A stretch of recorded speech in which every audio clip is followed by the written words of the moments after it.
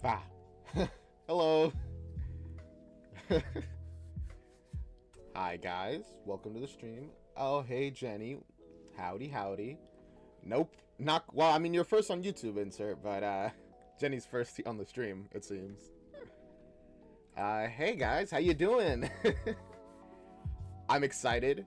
All right, we're gonna finish The Guy Who Didn't Like Musicals after it got interrupted before. It is what it is, though. You know, that's life. I'm hyped for it. We only have like another 30, 40-ish minutes before we're done with that. Because I knew it wasn't going to take up the whole stream, I did set up what we're going to do afterwards. Hey, Mighty Cart. Hello, welcome to the stream. Yeah, it's unfortunate you're not first, insert. It is what it is. Oh, I forgot. I gotta do one more little quick thing so I can actually like turn this on. There you go. Now our streams won't be counting. Crashing is what I meant to say. Yay. But okay.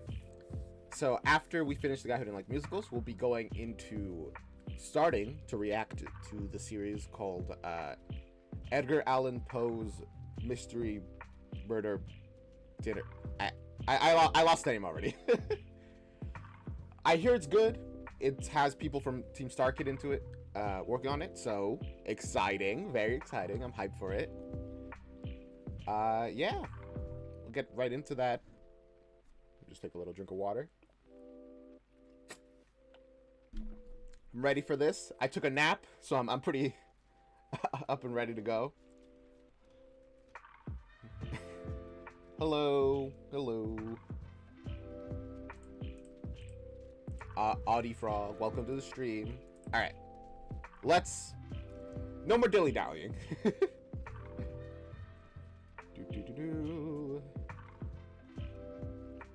Let us... Actually, did I set it up again? I always forget that I have to set it up every time. I didn't. Of course I didn't. Sorry about that. Boom. Boom. Boom. Here we are.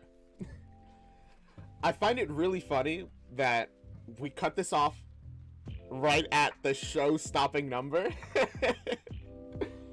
I guess it literally was show-stopping for us, huh? I think that's hilarious. Okay. Let's shut off that music. But Tish, thank you. And we will get right back into The Guy Who Didn't Like Musicals.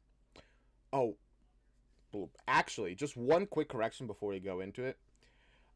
In the previous stream, I was like talking about how, you know, Deb and Alice. I kind of mixed stuff up. Deb is from Hatchetfield. Alice moved to Clivesdale, which explains a lot about why she's so upset. I mean, moving to Clivesdale literally could not be worse. I like mixed that up somehow. I don't know. So somebody in the comment corrected me about that. Thank you. And now, let's hear a wonderful number.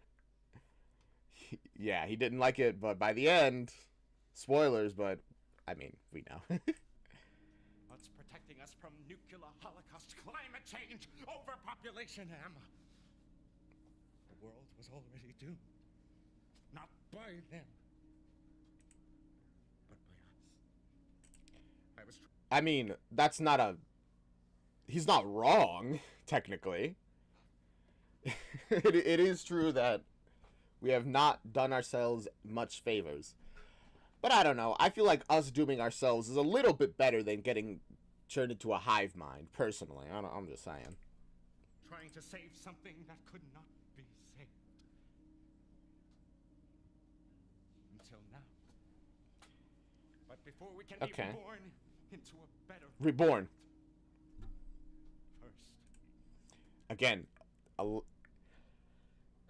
Bakotho, that's like his whole thing, rebirth. Which is interesting. Very interesting. We must say our goodbyes. No. Alexa. After all these years in isolation with you as my one companion, I've come to love you just as much as any woman. I hope this next bit won't trigger my Alex. Oh man, I'm glad I don't have one. It probably would have got triggered here. Man, the professor really is eccentric. Flesh and bone.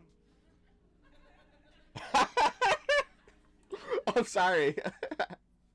I'll avoid saying Alexa anymore. Which is why it pains me to have to do this. Alexa, initiate self-destruct. I don't think you can do that, Professor.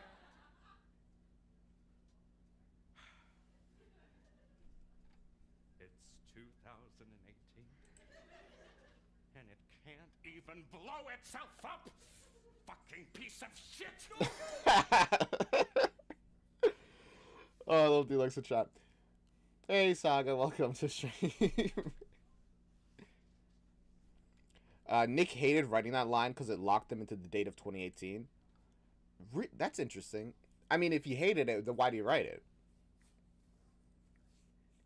I'm sure there's probably reasons. Maybe other people insisted. Maybe it just kind of worked out. Like in Aftermath. Okay. Oh, so in hindsight, he, like, didn't like it. Yeah, I can see that. It is a funny line, though. Who knows? Maybe in a couple years, our Alexas will have the function to self-destruct. I hope not, because, what if... Amazon? Is that the company that owns it? What if they decide to be like, no, you violated our terms and condition. Alexa, self-destruct. That'd be kind of horrible. I mean, it would have been good for the professor, though. Please, Professor, just let us go, okay? I'm afraid I can't do that, Ted. Don't you two see? In order for humanity to survive, it must evolve. That's what this visitor from the star has brought us.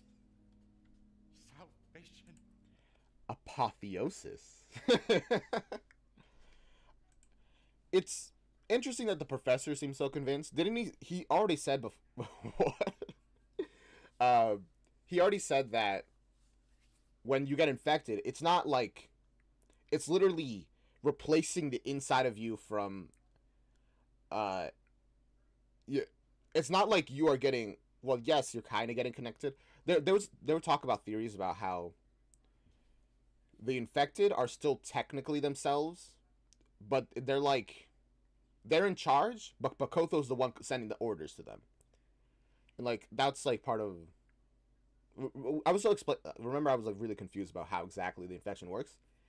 That seems to be one of the big theories where you are infected, your insides have been replaced, you're the one still in control, technically.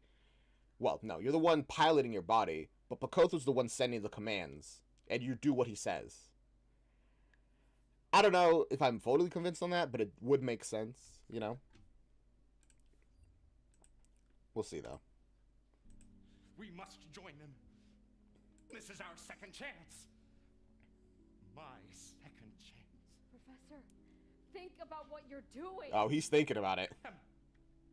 Did you know that long before I was a biologist, I had a much truer and deeper passion? Yes, my first love was, and always will be. Oh, here it is. Musical theater. Beautiful. You know what? I like to imagine that the professor got infected through the sound waves, man. Just because he's so passionate about it. Or maybe not even the sound waves. He got infected, even just slightly, just from how much he loved musical theater. That's what I imagine happened. Oh, God, no. This guy's fucking nuts. Oh, God. Creature creature you once called Charlotte, I made a fascinating discovery. These aliens. They possess a highly specialized gland that allows them to communicate through rhythmic frequencies. They're drawn to music. Okay. Like a moth to the flame. It's... Okay. I feel like I forgot about that part. They communicate through rhythmic... They have a gland to communicate through rhythmic stuff. Which is interesting. I guess that's their way of harmonizing. No, don't fucking do it. Don't you fucking do it. This is humanity's 11th hour. He's so zesty. and Ted and Emma are like, oh God, we're gonna die. And I've prepared something for the occasion. Here it comes. Oh God. Whew. It's a show-stopping number. A real showstopper. A show-stopping number. Come on. Ooh. Something to shock 'em, to bring them a-crawling, a big Time box office draw. After having seen the Working Boy short, this hits different. You've seen it? Oh my gosh. Actually, I'm gonna be real. I think Show-Stopping Number is probably my favorite song in the musical. It's just so good. And the glamour will hail the reviews. Light on Mr. Ingenue. So feel up your Tumblr, got a show-stopping number for you.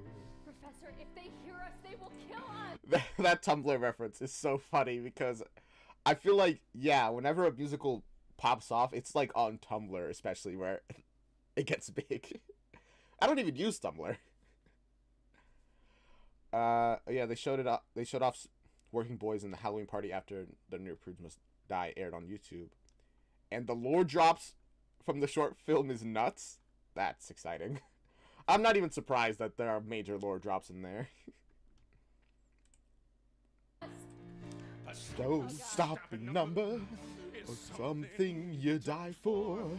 Real catchy earwormy tune. an Award-winning score. Mm. I love him. To make the chorus Go soon. Unify humanity. A pounding chorus. No exits from this Broadway venue. So crash The shiny cymbals. Got a show-stopping hymnal for you. This song's pretty good, huh? It's crazy good. You know, even though you're setting up their death, you got to admit, he's rocking it. I bet you didn't know I was also a composer. In fact, while I've been preparing for the apocalypse, I've also been writing my own musical. Wow. Really? Shocking. Do you mind if I give you the pitch? We don't have time. Fucking go for it. Ted, you know what? Ted's into it. He's like, he's actually pretty good. I might as well. I kind of want to hear it, you know? But I mean, like, what are they going to do? Like, Emma, seriously, you say you don't have time for it. What else are you doing being tied up? Like, his whole face when he tells him. So emotive. I know, right? He's like, yeah. It's called Working Boys. Let's go. A new musical. It's the story of a group of old college chums, sure. They found success in the business world, but still. I feel like Working Boys is probably very much based off his own, like, life. Like, you know, old college chums, they separated, and he really wants them to come back together, but probably for 1,000 reasons they can't. Or maybe he's just imagining that he's part of a group of friends that he never really was a part of. I'm saying nothing? I'm not asking you to say anything. I'm just theorizing. I'm spitting ideas. I'm yapping all about him. They long for the simpler times in that beat-up old house at the edge of college campus. Oh. But those glory days, they're gone for good. Or are they? Ted is like, This here. Ted is so invested. He's like, oh my god, I have to know what happens. How does it go? This is the title number. Business calls, I'm up to my ass in shit. Yeah. This is business. Markets are crashing and I'm at the edge of my wits. I just can't take it. When all I want to do is get in the day with Greg, Steve, Stu, and Mark. And Layton. And Chad. Chad. And... Ring, ring. Oh. The phone rings. what a large cast of friends immediately. I answer it.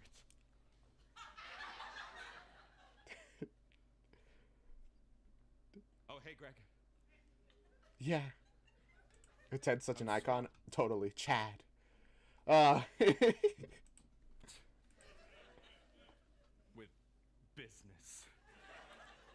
Oh, God. Stocks, bonds, golden parachutes. Gosh, they're really rich. Golden parachutes? You can't even jump with those. Well, actually, no, they're golden, not gold. My choir teacher really hammered that into us when we were singing. They're like, you're supposed to say gold, not golden, just because golden sounds better. Don't say that. Sorry. It's just flashbacks. Remember those days on the football field, Greg? Oh. Do you, Greg? Last week feels like ages ago.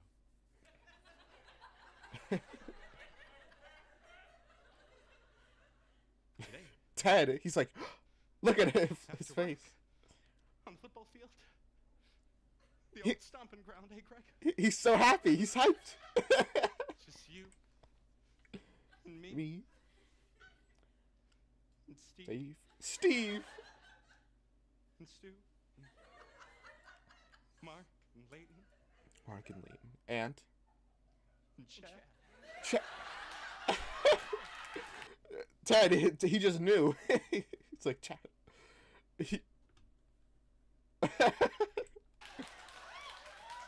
Gosh. 5 o'clock. I'll see you then, Greg. As I said, Working Boys, the Chad office. Working Boys, the musical of our generation. It changed the world.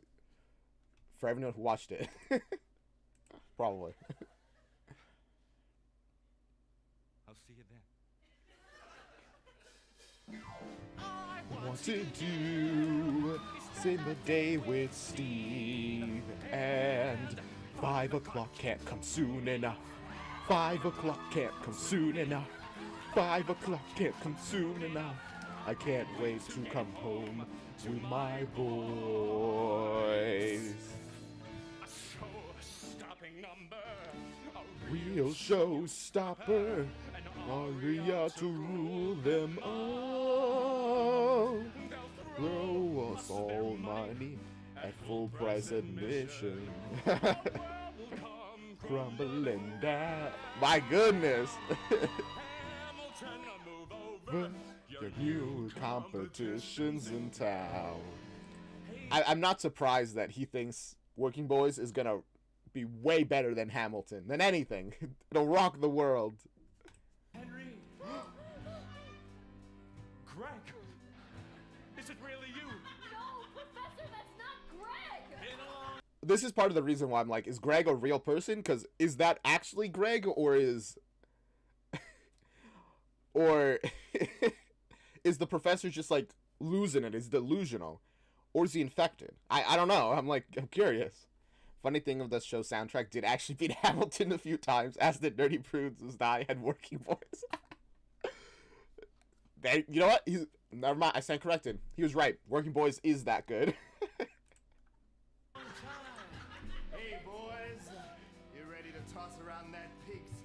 Oh, Stu, Stu. you haven't aged a day. Can it be 5 o'clock already? It must be. Come on, Henry. We got some catching up. Yeah. Working boys, we're out to our shit. What is this business? 5 o'clock can't come soon enough. 5 o'clock can't come soon enough. 5 o'clock can't come soon enough. I can't wait to get home to my boys. Oh, boy. This is part of the reason why I'm like, are they synced up? Because, I mean, they got with the choreographer. Is he infected? I don't know. Maybe like when he was testing with the sample, or maybe as I've been saying many times, just the music itself. If you sing along, you get infected. Or I don't know. If you ever want that Pokotho can grab you through, you know. Because it in the comments again, somebody really elaborated a lot on like the whole want thing and how much it matters, and it really does. And you can also see that Pokotho is like promising to give you what you want, but without ever actually really giving it to you. Like Mr. Davidson, he wants to tell his wife, you know. But even after getting possessed, he never tells her. He gets very close, but he never actually tells her. Weird. Okay. Here we have the professor. He wants working boys. He's not really gonna get it, to be real. The whole world's becoming a single musical already. And we know this is the last story to tell. So... it's interesting. Just a thought. Please, God! Please, God, if you save me right now, I promise I'm gonna be a better person, please! It's okay, guys. No, he won't. Shh, we gotta get out of here while they're distracted. Oh my god, should I take this chair? Yes.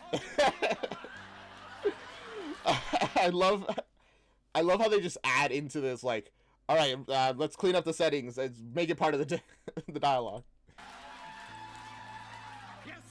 Yes, make me one of you. Although, I guess maybe he wasn't infected because, you know, imagine if Pokey lets the infected hit just before Working Boys. You know what? If that happened, it would all be worth it. It would all be worth it. Wait, no, not my tummy. No.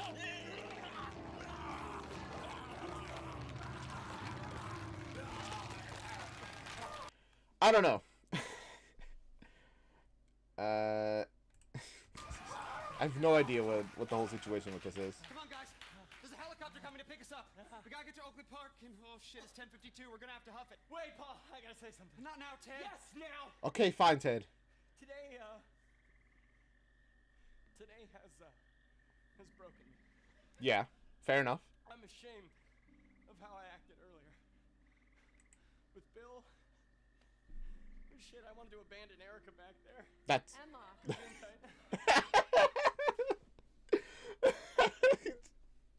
Does not even slightly remember her name. Here we have it. Ted is religious, just doesn't take it serious enough to keep his promise to God, but whatever. I mean, I guess so. And Paul, I wish I could be brave. Like you. Shut the fuck up, dude. We gotta But you go. see, I deserve any kind of abuse you guys want to give me, alright? Because I've been a grade A. Yes, but also, and I'm really appreciating this, this like heart to heart. But we gotta go. We gotta get to the helicopter, guys. You know, just get out of here. Asshole. But I swear, alright, come on. I swear, I am gonna be a better person because today has taught me something, and it's what's really important in this life. And it's the people you care about. You know. Yeah. And Paul. Cool. He just pushes Emma aside. All right, now let me continue. One of my best Working friends. boys, Is you your seven Get the fuck back here, you coward! Hey, I said I'd be a better person. I'm still not a good person. Gosh, it's literally all your fault, Ted. Oh my goodness. Of course. I Ted's the worst. I love him. I love him a lot. You know, he's iconic, but he is the worst. Fuck that. Okay. All right. I just gotta get to that chopper.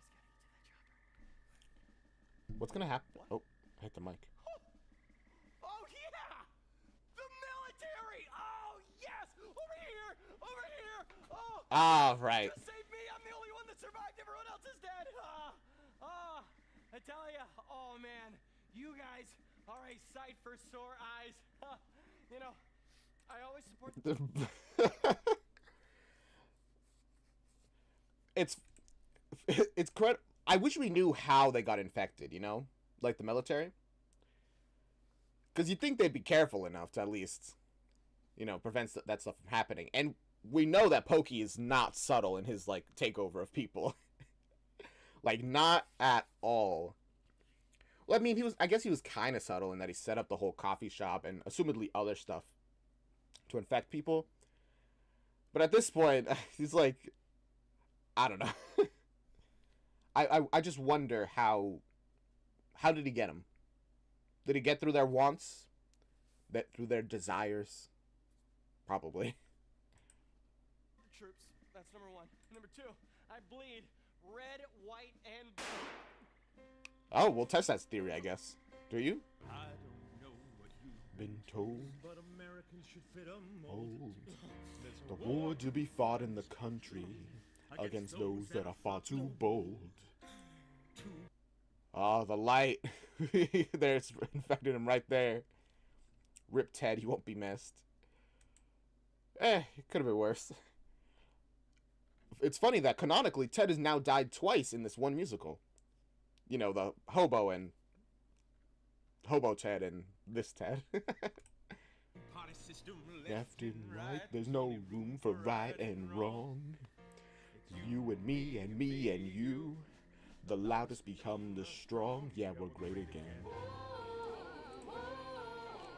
Also, I don't want to get too political, but there's some pretty clear politics here. If you weren't sure where on the political spectrum Team StarKid, you know, stands, I feel like this song makes it pretty obvious.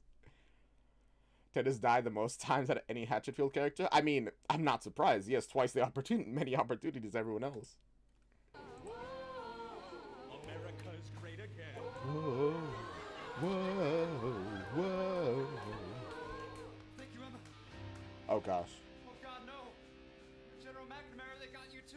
Who's General McNamara? He was. It's crazy that we just don't know anything about General McNamara, and then we learn so much about him in like Nightmare Time, the other musicals. It's wild.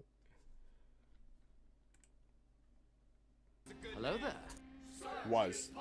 Run, Emma, run! You can't run, You can. Oh, 'cause our bars borders are are closed. You're staring down The gun. Oh my god. We have to get out of here. The helicopter's coming to meet us here. 'cause you're easily disposed. What are we supposed to do? Just go through that? I mean, I don't know. They seem kind of distracted right now playing their song, so just hope that the song lasts long enough for the helicopter to get here. I mean, that'll probably work. The final solution Whoa. is a charted course as the winds Of our own evolution. Oh, Ted has been recruited. singularity had through a predestined Just a self-destruction. so that we may rebuild and experience a new construction. I don't know why, but this part of of this song goes kind of hard. No need to make America great again anymore, according to Team StarKid. I mean, Pokey got it already. Yeah, we're great again. Oh gosh, he's strong. Oh, never mind. Oh,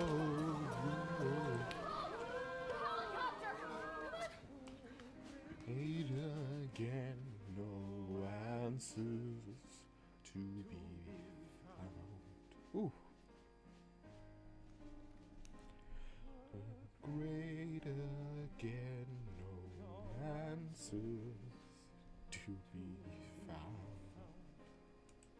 beautiful. I'm doing good, Lauren. Thanks for asking. They got into the helicopter. Oh my God. Yay. Oh, we made it. No one else is coming. They've all been infected. Get us out of here. Oh, yes. I thought I was gonna fucking die in Hatchetfield. At the very least, we could say that that won't happen. Probably. Well. But we're not, Paul.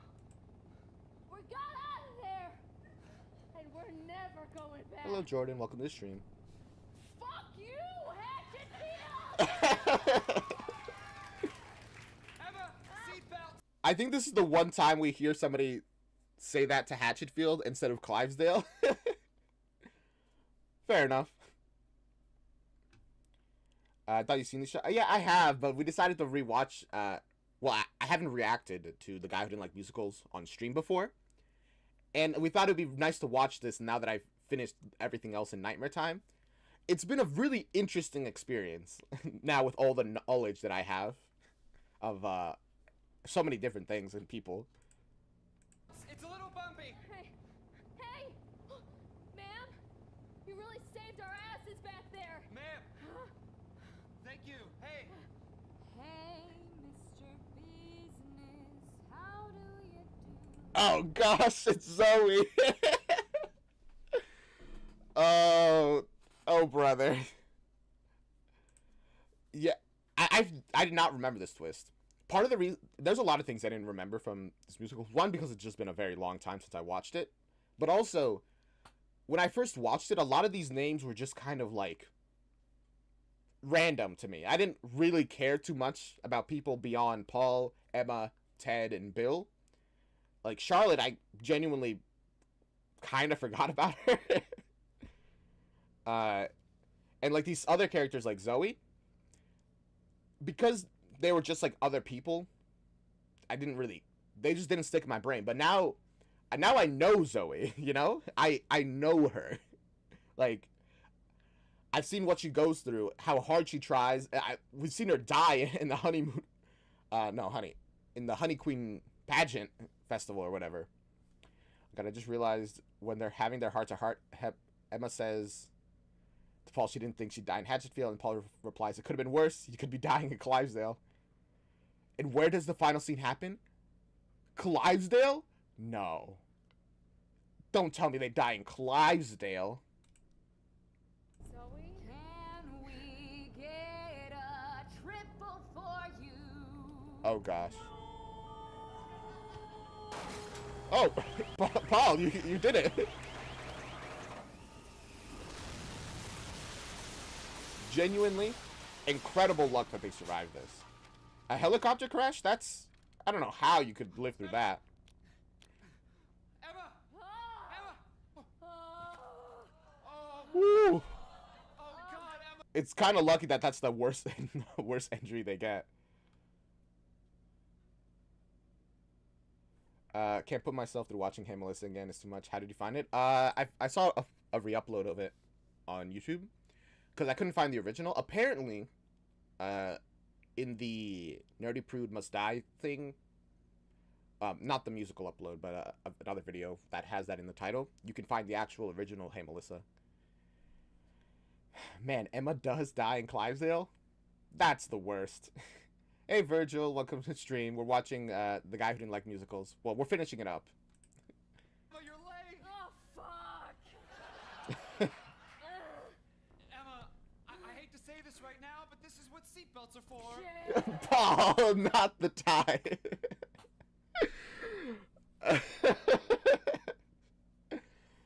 What did I think of Hey Melissa?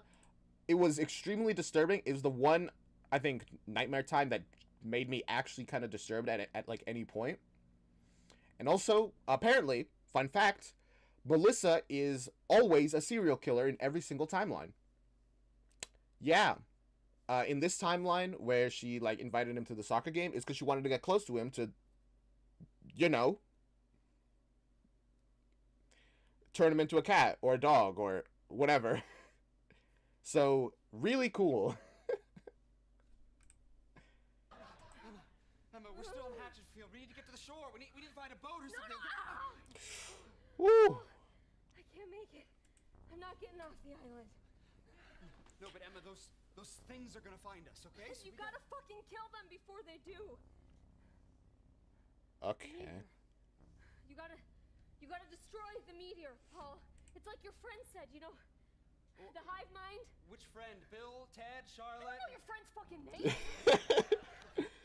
It's kind of hilarious. Like, they've been together, but at this point, like, none of them really even know each other. Emma's just like, I have no idea who these people are. Oh, man. You take the head out, the whole thing goes down. Supposedly. Supposedly. Okay. Okay. So I just need to get to the Starlight Theater. I mean, if this infection was not a Lord in Black thing, they probably would have been right that the infection, if you just blow up the meteor, like the center, everything would have been broken. But it is a Lord in Black thing. This isn't there isn't a physical place that all the minds are connected to. They're all connected to the black and white, where Pokotho is, connecting his mind to all of them. So, you can't really destroy that. Destroy the meteor and all these things will just drop dead? Yeah, I sure as shit hope so. Okay, you Let's, stay here and let's try hope- to hang on. Hey, Paul. I know why you came into beanies all those times. Instead of just going Last time someone tried to blow up Moscow, trying to blow up the black and white is not the best idea. Starbucks. And it wasn't because you liked our shit coffee. Our coffee was shit. Yeah. Because we didn't care. And sometimes we would spit in it. And you might have drank my spit, but I didn't know you back then. And Oof. I wish I did. Anyway, Paul, if we get through this, I would love to just see a nice silent movie with you. A We don't. a silent movie. Does Paul like silent movies? Of course, of course he would if he does. Love that the Lords in Black make happen. Pokey wears the mask. Yeah, it's very fitting for him. Hey Dario, welcome. Kiss me? Okay. He's so awkward. He's like, oh, okay.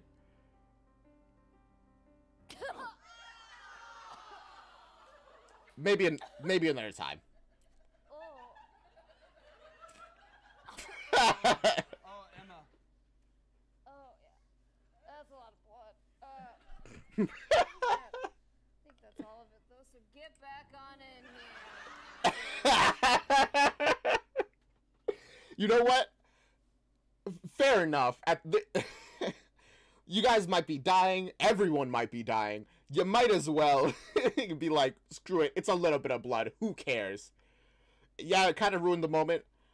I might die. You might die. Just kiss me. No thanks. No, I'm sorry. Yeah, you're right. Fuck it. Get out of here. Ah, dang it. Bye. Fair enough.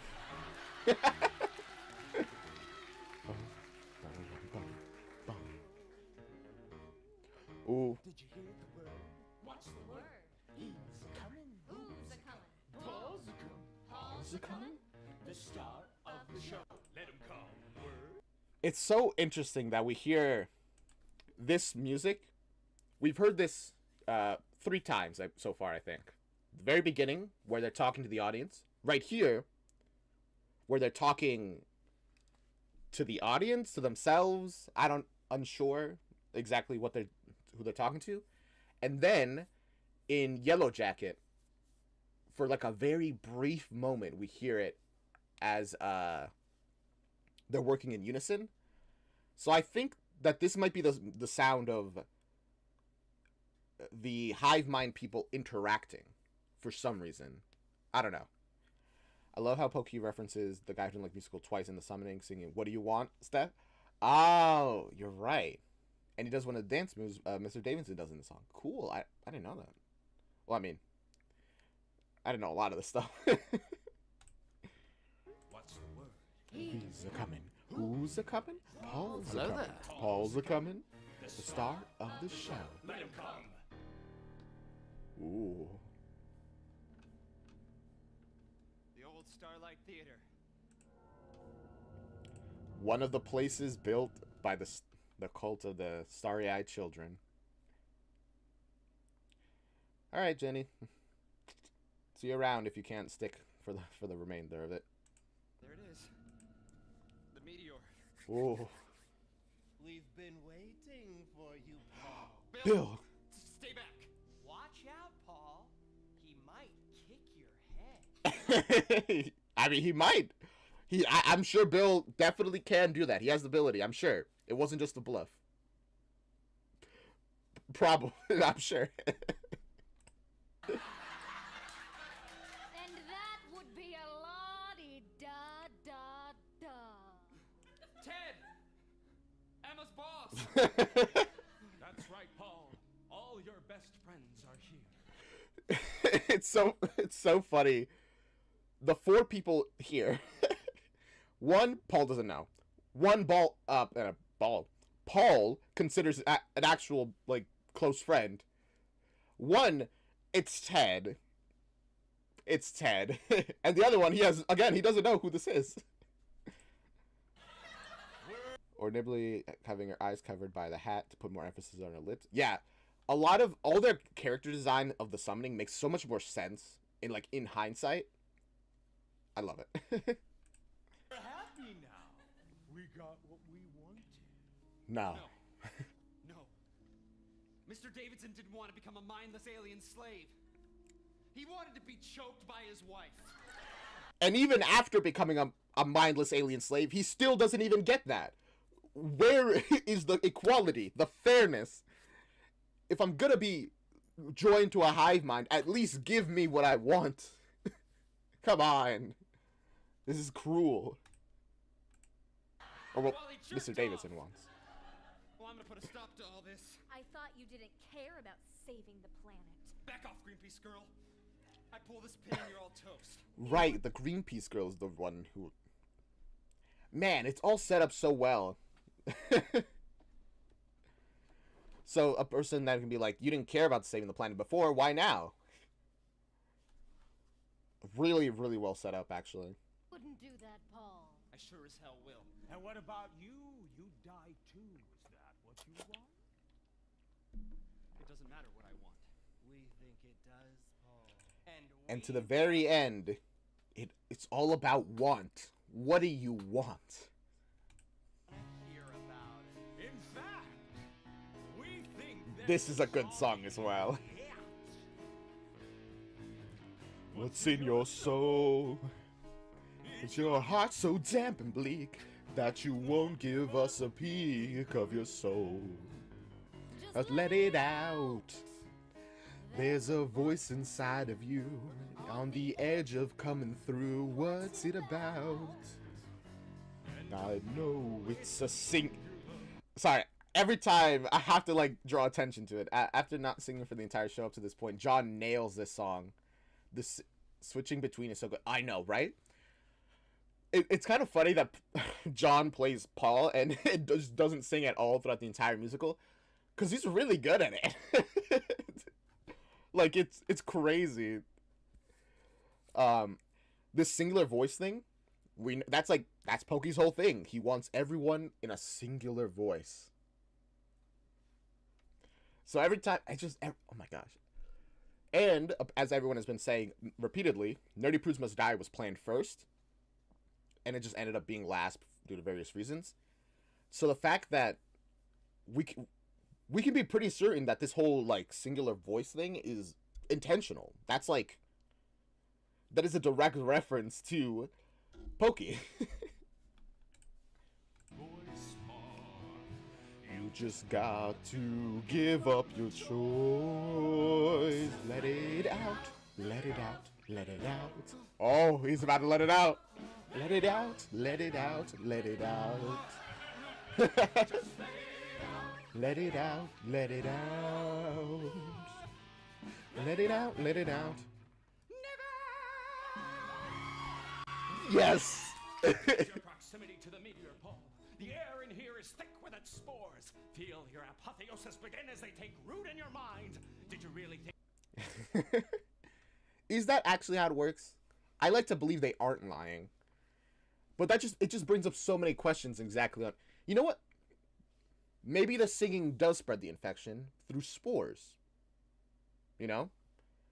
Cause maybe the spores goes out with their voice. I'm spitballing ideas, really. Think we'd let you kill us? You'll be one of us before you can pull that pin. What was that? You let it out with a note, just a sound. Finding. Coming round to a round scheme. Oh God, just Happy, I'm split in two. Is this me or is this you? My dad, I'm coming apart at the seams.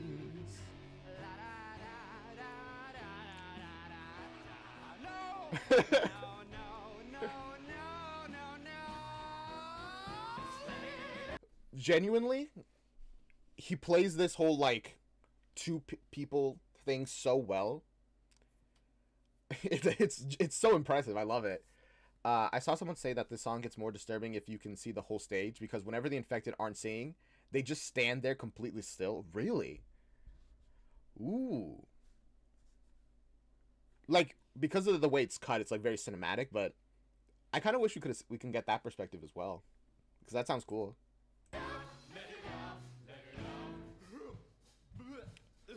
Although we can kind of see it, like they do just stand there completely still until occasionally they move. Oh gosh. Let it out, let it out.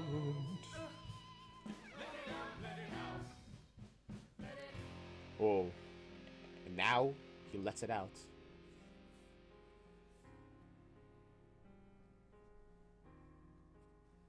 I've never been happy. Oh, poor Paul. Wouldn't that be nice? There's the secret. Singing and dancing through life. Is my integrity worth anything at all? But happiness Can come before its fall. Am I crazy? Maybe I've Always been. become what I've hated. or maybe I never did. It's all freeing now to share the hate I felt. But what will I let in if I let it out? Let it out. You'll let in Pokey. You can still buy this on the StarKid website, which does include, amongst other things, the digital tickets for all 3 shows. Each show sold separately. You do sound a little corporate. Yeah, I know. The "what if will I let in?" That's such a good line. Am I crazy? I don't think so. I've always been just let it out. He's trying so hard to pull the pin. God help me out. Let it out. If I let it,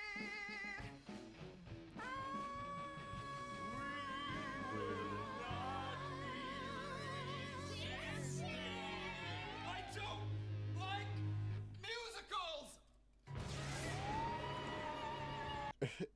It's crazy to think that even if, we know how this ends, but even if he managed to at least resist enough to pull the pin, because he really hates musicals just that much, which I think that's just so funny.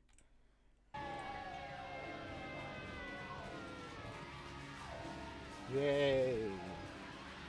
And there he goes, taking away the meteor. Whoa, the zoom This is in. the morning Clivesdale news with Rachel and Rod. It's Rachel and Rod. Who are these fools? Nothing like Dan and Donna. Been 2 weeks since tragedy struck our sister city of Hatchetfield. Candlelight vigils line the streets as Clivesdale citizens try to make sense of this unspeakable loss. Every last man, woman, and child in Hatchetfield gone in the blink of an eye. A meteor and and a ruptured gas line was all it took to wipe them off the map. But it will take... That's the cover-up. But also, that's probably the cover-up provided by Pokey, so that he can spread and infect more while people are just unprepared. You know, let it pass by. See, I love the theory that Hatchetfield and Clivesdale rivalry is completely one-sided. I think it is. I think they're genuinely, like, sad that, oh man, Hatchetfield, all of them are gone. While I'm certain that if the opposite happened, like Clivesdale got wiped off the map, everyone in Hatchetfield would be like, guys, you won't believe it. What? Clivesdale's gone. I feel like they would be genuinely so happy if that was the case. Well, the people of Clivesdale are like, oh, Hatchetfield. I had family in Hatchetfield. That's tragic. My goodness.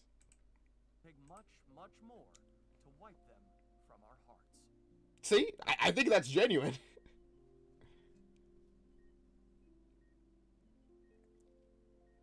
Like, to imagine that Clivesdale doesn't even realize Hatchetfield hates them. They probably don't. Which probably makes Hatchetfield hate them more, to be honest with you. Is she ready to go? Emma. How's that leg doing, Kelly? Yeah. Why did it have to be Kelly?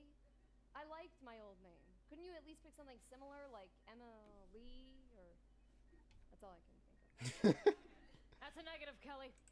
You'll get used to it. I don't know. Erica would have been kind of nice, too.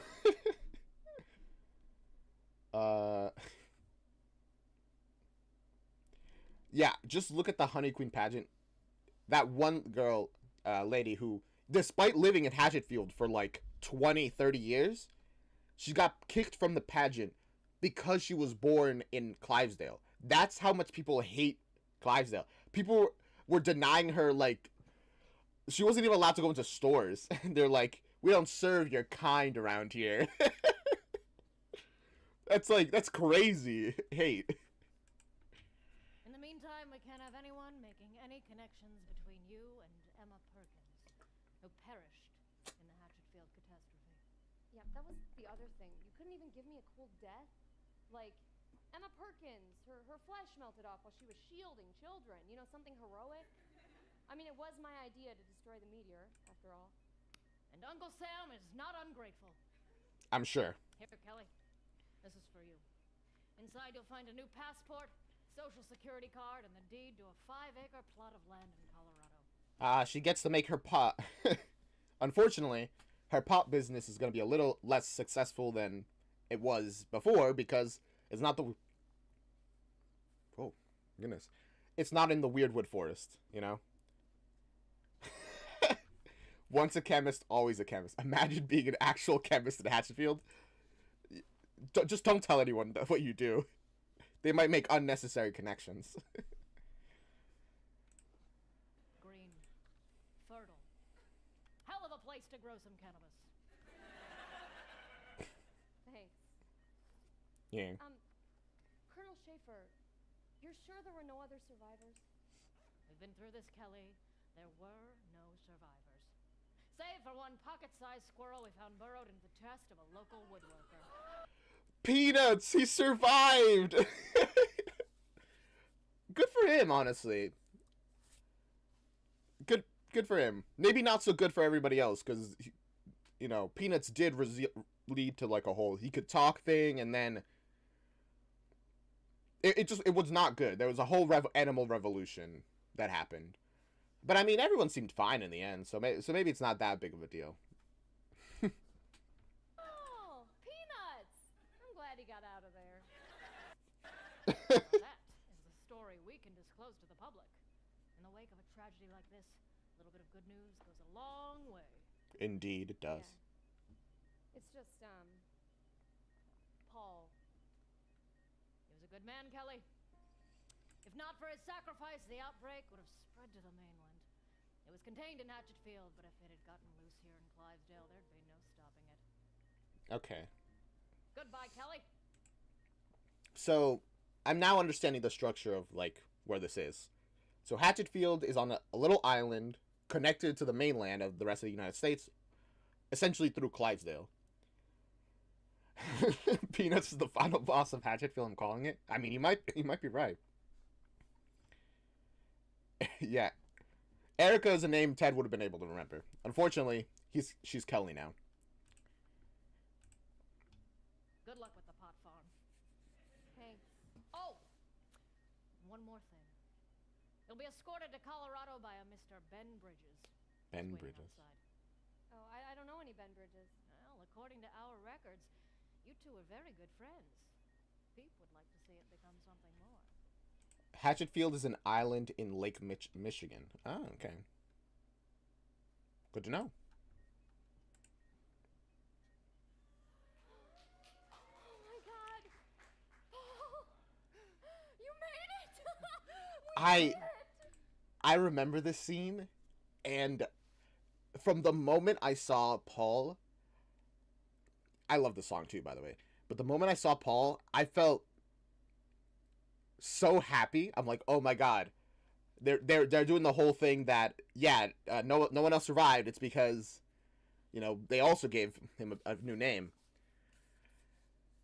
which I mean might be what the military believes, but assuming that they aren't infected. But can the infected even talk like normally? Do they all have to sing? I don't really understand. I don't really know.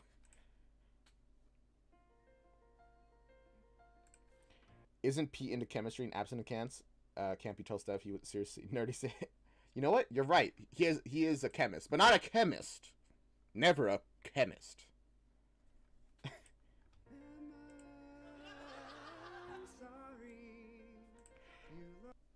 My favorite part of this recording.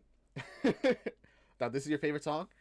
I think this might be my actual favorite song as well. My favorite part of this recording is that laugh to sudden cut off where everyone's like, oh, he's like laughing, he's singing, and then everyone's like, oh, he's singing. Ooh. But he didn't like musicals. You're right. He didn't.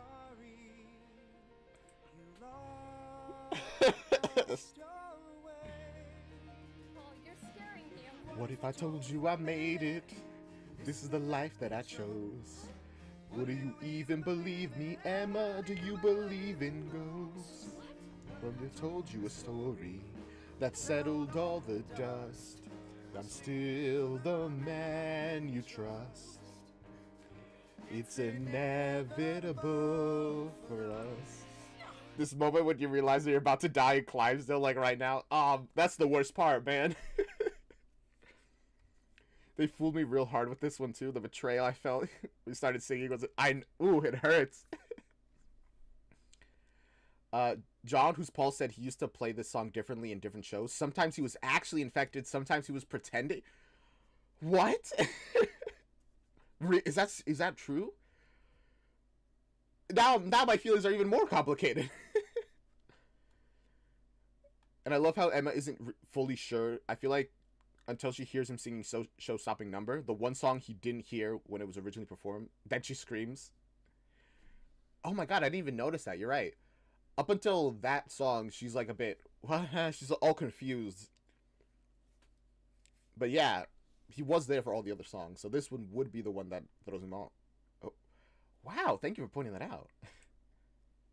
Get away from me, you're not Paul, Well, you're one of them. Right here, even now, she's a little like, oh my god, you're actually one of them. But she starts screaming at Show-Stopping Number. Ambition, now my life is a song.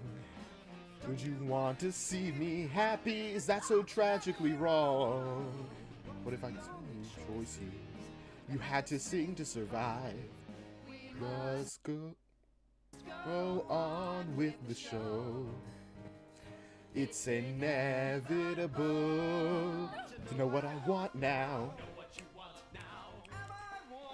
Also, it's crazy that before they make this reveal of this infection, they specifically point out how if the infection got to Clivesdale, it would be unstoppable.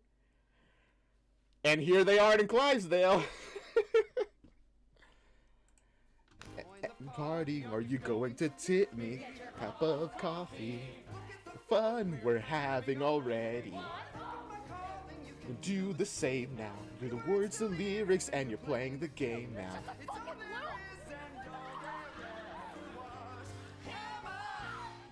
Be pook in your mouth and let's open your food bin, girl.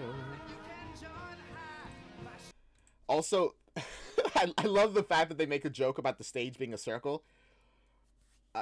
It's so funny. I don't know what caused it in universe, why she can't escape. Maybe they blocked off the doors and locked everything up. But it's funny and also horrifying because like you're realizing, oh, she's running away, but she literally can't even escape. Mariah too, she nailed it. I know, what a start to their careers. Hands, show me those jazz hands. What did she say there? What did, like, Emma say? Well, Kelly, I guess, now. Not that that matters.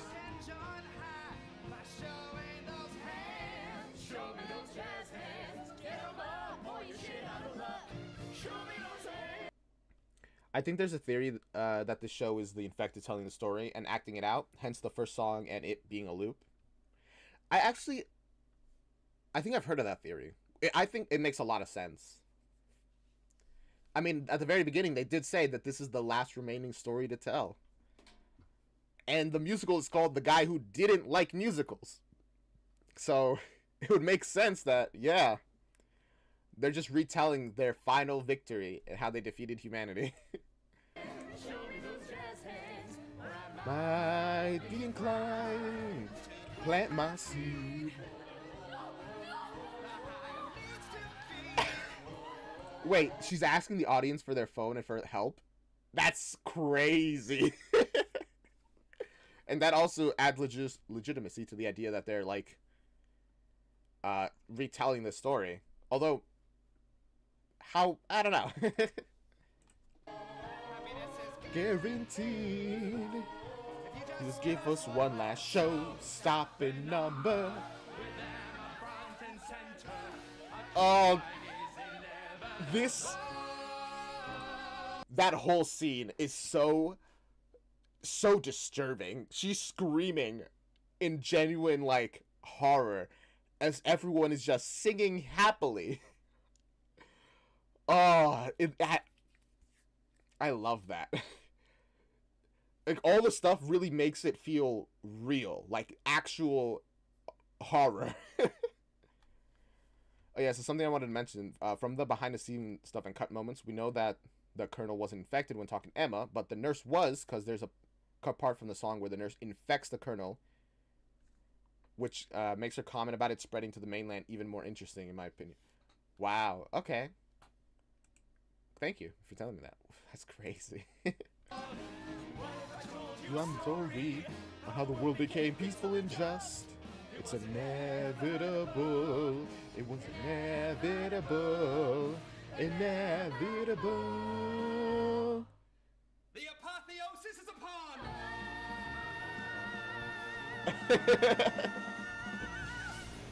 Oh, that's so good. What a musical. I was gonna say it's just as good as I remember, but honestly, it's kind of better. It's kind of actually better than I remembered.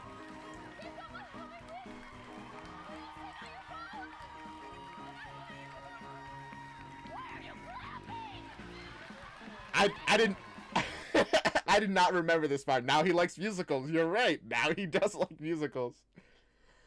Oh man. I did not remember this outro for, like, screaming at the crowd when they do their standing ovation.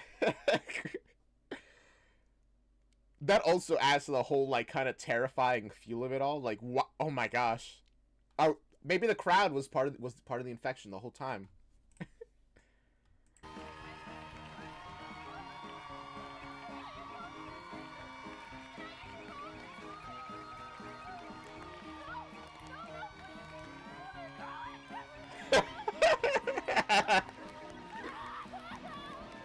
Yay! Clap, clap, clap, clappers, clappers, clappers. Jeff kills you. Yeah, I mean, he kills Emma, too. Maybe too soon for that. Oh, man. It's just... It's so good. I agree. Watching it again makes it better. Yeah. Welcome to the stream, Apple Pie. Man. It's so much... It really is so much better than I remember. Just how hyped everything is. It's so exciting as well. And it's kind of wild how, like, literally pretty much every single character that we saw was, like... was elaborated on in other pieces of media, like Nightmare Time, the other musicals. Oh yeah, somebody talked about the fact that, you know how Pete, no. Well, yes, Pete, but I'm talking about Ted specifically. How Ted gets, like, so emotional after Charlotte dies. And he, like, learns about the high school stuff. People think that there's two reasons why he's so upset. Because one, Charlotte died. But also because Pete is probably dead. You know how he's saying that if you go to the school, they're just going to be dead? So what's even the point? I mean, Pete, his brother, will also be there and he's probably dead too. So, like, that's... which is wild. Oh, you're seeing StarKid, Jenny? I hope you enjoy it. Well, we probably will, but I hope you have a great time. Wow. Oh, Ted's singing right now. We know what happened to him. Man. That's just... I don't really have much more to say. It's just so good. I enjoyed it. I feel like I've said everything I can related to the Lords in Black. And... and how they affected and all this stuff. It's funny how in different timelines we've seen how different Lords in Black manage to get their hands on the world. I don't really understand what the limitations that the Lords in Black have, because it seems like they can kind of just affect the world, but they kind of have to be let in, sort of, like, to do stuff. People have written fanfics where the nerdy prude kids all get infected at the school. They hurt me every time. Oh no. Names? But also, ooh, that would probably hurt a lot to see. Ooh. Wow. I don't really get, as I'm saying, like, what prevents the Lords in Black from just doing stuff. Like, clearly, Pokey's kind of limited in that he can only really get active once his meteor with his blue goop gets to the Earth. And then he can, like, spread through that. But as long as it just stays up there, he can't really spread his influence at all. Yay. Wiggly kind of needs greed and stuff to happen, but, like, once he got going, it seemed like he was just kind of set up. So I don't really know what's up with all that. But yeah, I hope you guys enjoyed that. I had a great time going back to The Guy Who Didn't Like Musicals. It was really the first piece of Team StarKid content I've ever consumed. The Guy Who Didn't Like Musicals. It led me to learn about their other stuff and just get absorbed into it.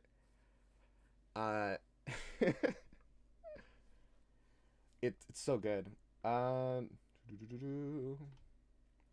Steph and Peter, one of my favorite Hatchetfield things. If I loved you best and Best of You are some of my favorite songs in the entire world. Oh yeah, those are such good songs. Okay, but if you enjoyed that, be around next time for other stuff. This is a kind of a YouTube outro. Check out the original, leave a like, subscribe, comment, follow, blah blah blah, all that kind of stuff. And I'll see you guys next time in the next video. Bye-bye. Alright, now that that outro is out of the way, we're gonna keep moving on. By the way, I think this stream might end early. because I have to go do like a singing thing. Actually, I should get my phone and, and make sure that I like what time I have to get out, do stuff.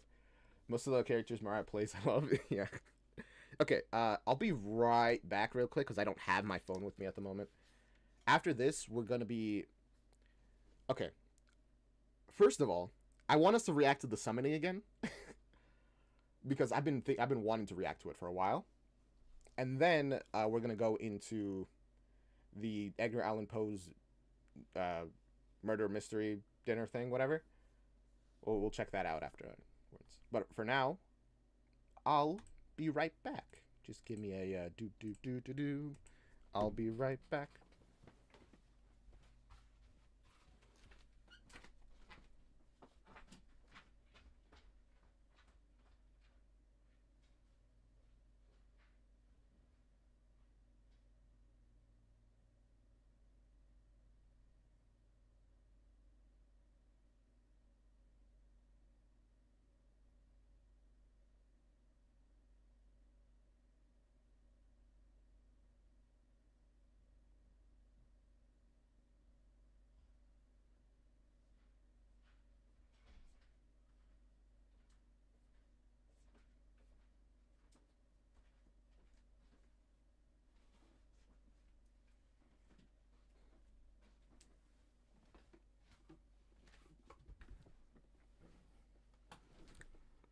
Oh, okay. I'm back, and also, I was wrong. The stream will not be ending soon, like early.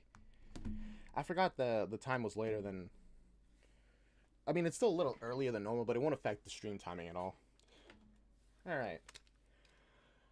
Poe Party is great. Yeah, I'm excited. It does seem interesting. Like in Honey Queen, I feel like they're trying to set up your favorite Linda over Zoe, but I was Team Zoe all the way. I wasn't sure who to support in that in that episode. I saw a comment that I wanted to see. I think the Lords in Black are trying to get a timeline where they have like their physical bodies and with all their godlike power. That kind of makes sense to me, actually. I that does seem like kind of what they're trying to do, isn't it? Where they're trying to... Because it seems like they can influence the world, but they're limited in a ton of ways. Like how much they can physically affect stuff. That kind of does make sense to me. Well, Wiggly's trying to do that. And, I mean... Pokey also seems kind of be trying to do that, but... Maybe that's more of an extension of their actual goals. And that's like...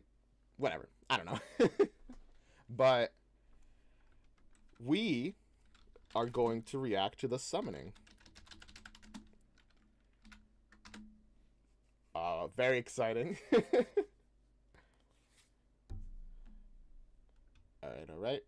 Not the animatic, though it's very good, and you should watch it if you haven't. Or just any of them. There's a lot of them. The summoning, is there like an official cut of it? Where it's just like the summoning song? I don't see one off a quick search. Okay, so we will go with this one that has by Sky lyrics. StarKid fans are so talented. I know, there's... I've seen such amazing StarKid content. It's crazy. I think for whatever reason, they can't do things by their own hand, so they need proxies. Like, Pokey sends the meteor, Wiggly sends dolls. Why they're limited in this way, I don't know, but that's how I understand it. Yeah, that seems to be the case. I mean, lots of different things are limited in those ways for reasons. Just reasons. Okay, wait. Let me, okay. Alright. We're going to be reacting to The Summoning from Nerdy Prudes Must Die. I've been told to rewatch this on its own now that I've, you know, reacted to Nightmare Time and all this other stuff. And I'm pretty excited since now we're going to see the Lords in Black now that I know who the Lords of Black are. To me, they were just something introduced in Nerdy Prudes Must Die. I had no idea that they were like, they had lore behind them, that they had all this stuff. So I'm excited. Okay. Oh, dang it. Computer's getting a little rough. Okay. Nope. Come on. Wait. Pause. Literally. Okay. My goodness. This did not want me to wait. Alright. Fun thing. In this song, all Lords in Black do each other's dance moves, and they switch between them in the shape of a pentagram. Oh. Interesting. Nibbly needs them to get the pigs to manifest too. Yeah, they all seem to need to work through proxies. But, okay. Sorry if the quality's a little low. Watch the original if you want it at a higher quality.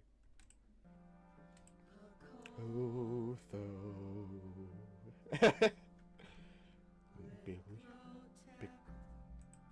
Blinky, right. This is also... Wait, is this the order that we've also met them in? Because the guy who didn't like musicals. Nightmare Time 1. Ooh, that noise. Yes. Also Nightmare Time afterwards.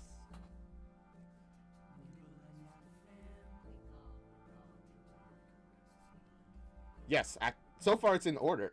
Not quite, because Wiggly's at the end. Ah, true. You're right. Wigog, your wrath. Because the Nightmare Time stuff was after Black Friday, but before Nerdy Prudes Must Die, so... No, wait. No, I mean Nightmare Time. Ah, close enough. I don't know why it's so... Okay.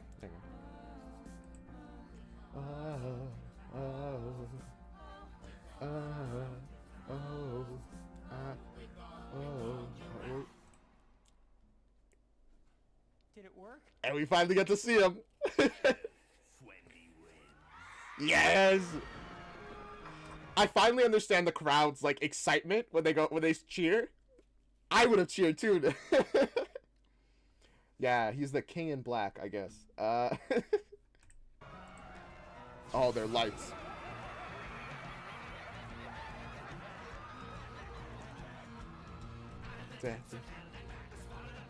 Yay! So they were born from the black and white. Okay, makes sense. Oh man, Nibbeline. Very true. I'm gonna be commenting on all of this. It's only 5 minutes, but I'm gonna be commenting on literally every single part of this. We know Nibbly wants their sacrifice. Nibbly's lollipop. I mean, they gotta. Also, I know the quality isn't super great, but what is their aesthetic they going for? Ah, whatever. We lost it. Because I know he's like a jock, like Wiggly. That's like the aesthetic that they picked up. Nibbly wants their sacrifice. We know they get their sacrifice every Honey Queen Day festival. Oh, Tinky.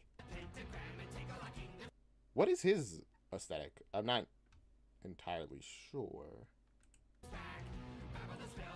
I think Nibbly's supposed to be a preppy kid. Ah, I can see that. And of course, Pokey is a theater kid through and through, and we know why.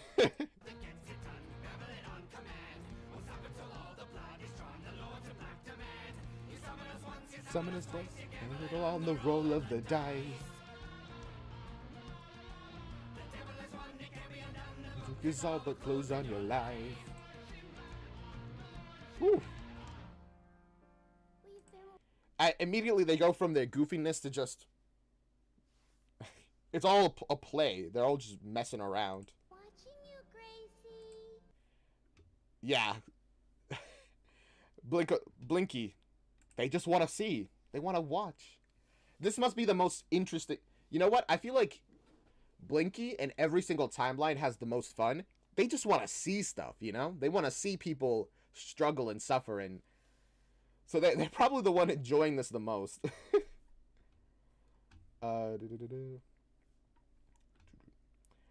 John did. Oh yeah, John and Jeff did a watch along of the show, and Jeff noticed on the final chorus John comes in like a hair early and took the Mickey out of him for it so much, despite being a mixing issue, not John's fault. No, that's hilarious. Welcome, Jordan. Oh man. Someone's been a little naughty. Oh boy!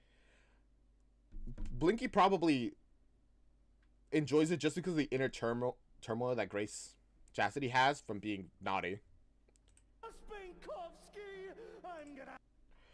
Gosh, this line about a Spankovsky is so much crazier now that we know. Oh, Tinky's the loud, like, class clown. Yeah, that makes sense. That line is so much crazier considering we know that there is a Ted in there. Well, everyone will be in there eventually. Or they are in there in the future. Oh boy. Time stuff. The Lords in Black are so unsettling because they act like spoiled little children and yet have horrifying amounts of power. That's the thing about godlike beings. That the more, if they're human-like in any way, they become increasingly terrifying. And they're human-like in the most alien way. I have the whole set in my toy box. Gosh, that little box in his hand. Oh, Ted, poor Ted. In the digital ticket, you can see Steph grab onto Pete when Tinky says the Spankovsky line. She thinks Tinky's going to try and do something to him. I mean, I think he really would like the whole Spankovsky collection. I kind of see them like that, to be honest. Lords in Black are spoiled kids, and Webby's their older teenage sister. Yeah, I can kind of see that, actually. Stephanie, yum yum. Are you Ooh. the Lords in Black? She wants to eat Stephanie. She has passion. Oh.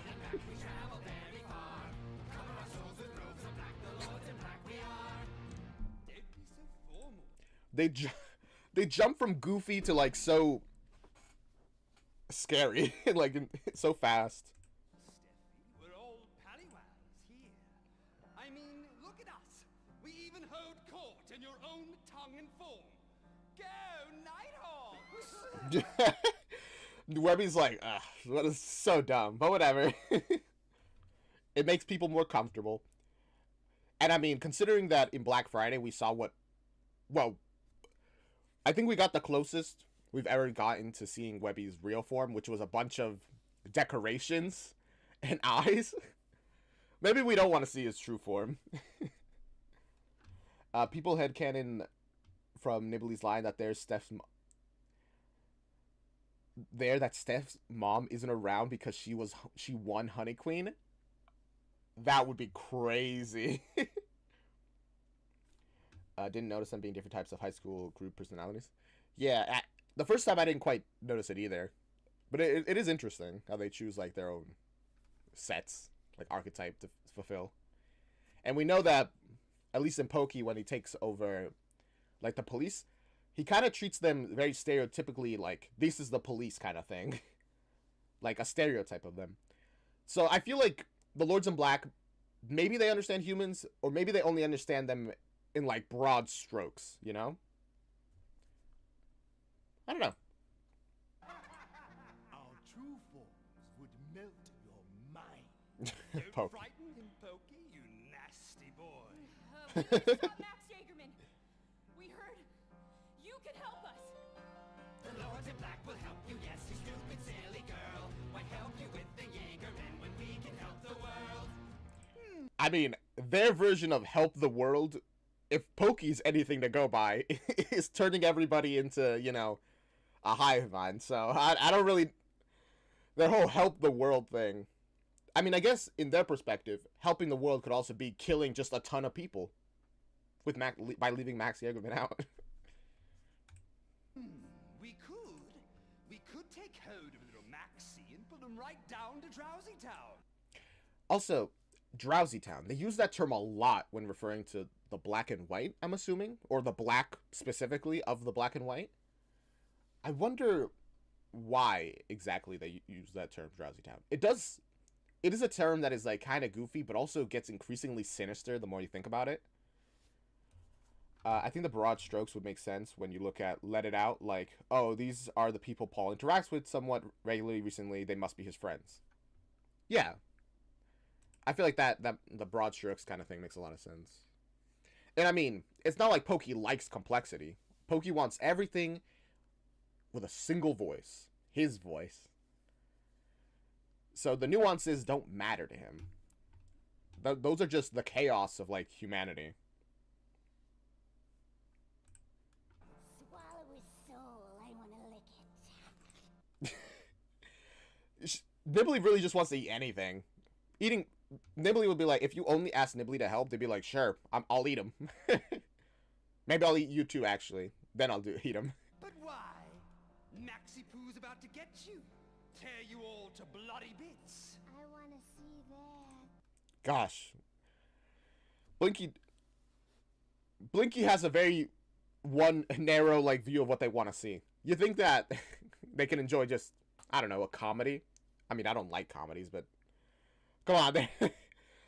The only thing that seems to get Blinky going is suffering. Lots and lots of suffering. From, I guess, Drowsy Town is a place of permanent sleep, like death, I guess?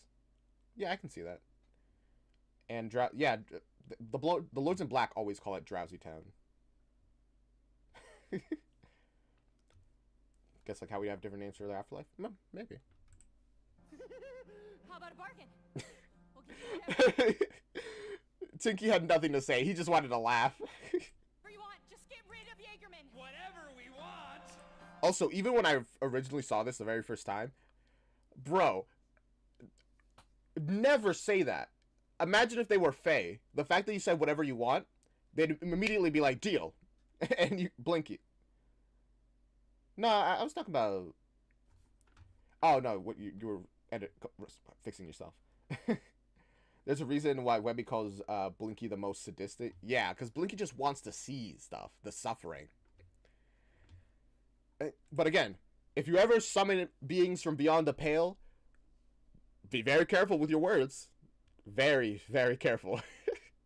And never say something like, whatever you want. Not that I'm assuming any of you are summoning beings from beyond the pale, but if you are, just be careful. Whatever we want, we want, we want. Whatever we want, we get. Whatever you want, you want, you want. Forever in our debt. Yes. What could you give to me? I mean, they literally could have just been like, just give us yourself forever. Now that you've agreed.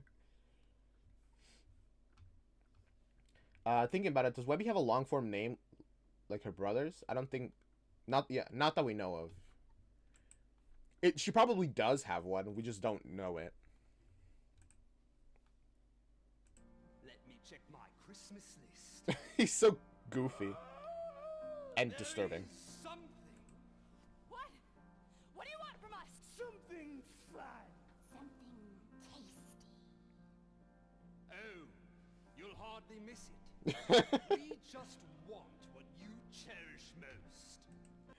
What you cherish most. I can see why that kind of simple thing would make them all happy, because the emotions of giving up what you cherish most. What you cherish most, Nibbly can eat it. What you cherish most, watching it be given up will satisfy Blinky. Tinky just wants whatever. He's just goofing around, I think. He just wants stuff, I guess. He probably doesn't care that much. Mainly because in the end, everyone dies. Everyone goes in the box. And Wiggly, he just wants the desire. Like, desire seemed to be like his... I don't know what he wants. I'm confused. I don't know much about Wiggly. That's all. That's it. Lords in Black call us. What we cherish most? The Lords in What do you Black, mean? the Lords in Black call. Hey! Even when I first heard that, What do you want, Paul? I could hear it.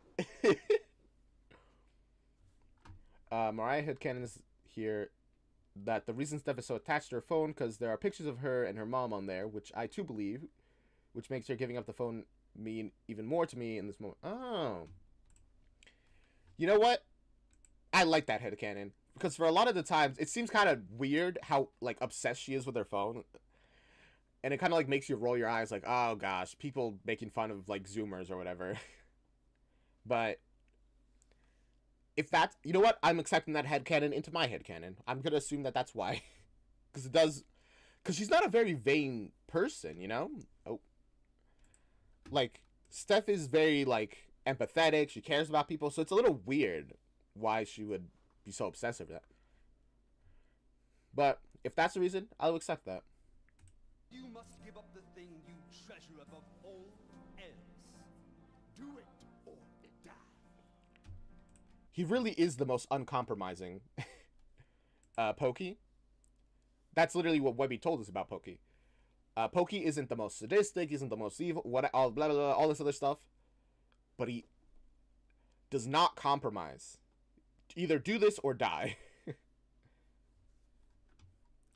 In the digital ticket, the other Lords in Black laugh at "What do you want?" line. It's an inside joke for them. Yeah, I mean they know the timeline, so I guess it would be an inside joke.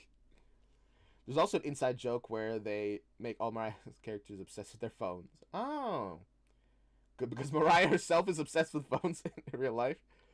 That's kind of hilarious. Thank you for telling me that, Audio. Treasure above all else. I know what it is. My phone! My whole life's on this thing! My contacts! My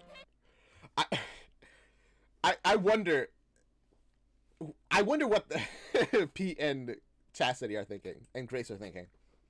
Are they like, no, that you can't give up your phone, that's too much? Or is Pete like, no, that's probably not gonna be what they want. She mentions your pictures. True. We don't give a shit about your phone! That is not enough for them. We want what you really want. You can't lie to us, Steph. You can lie to yourself. Does he have a wiggly backpack? Oh, also, another thing I wanted to note about this whole scene. It's interesting how they never look at the Lords in Black. They always are facing, like, towards the crowd. I mean, that might just be for, like, composition. But it is interesting how they never really... Well, no, they kind of, like, glance around a little bit. But when they're talking to them, they, like, look forward towards the crowd, which is interesting. I don't know why that is, because they do say that they're here, like, in their own form. Maybe it is just composition. I don't know. But not to me. But then you have scenes like this, where, like, he interacts with them, and they don't, like, it's, like, Peter isn't even aware that he's being touched. Ah, there he is. Steph? No. No! What's in your pocket, Stephanie? Oh, this line. Stephanie has got a gun, tra-la-la-la, fun. Stephanie has got a gun, she knows what must be done. That line of Stephanie has got a gun, it's like, whoa. The audience reaction gets me. I wasn't even really paying attention to how they reacted. Because it's like, that kind of reminds me of the moment from Omori, if anyone knows that game. I'm sure you heard, it's kind of popular.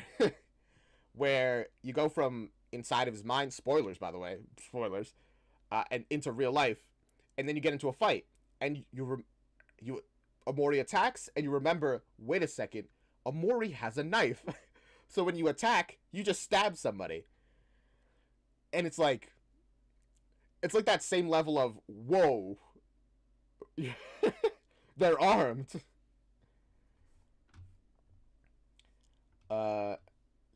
I've seen some fan art where Peter has some green streak of hair because Wiggly touched him. That's hype. I like that. I wish I was in where it worked during the premiere, man. Oh, that'd be rough. Alright. Put a bullet in his brain and we'll take Maxwell off your plate. It's also interesting that they kind of like pushed more for, you know, Steph to do this to like kill Pete, while later on they just kind of accept that, all right, Grace gave up what she cherished most.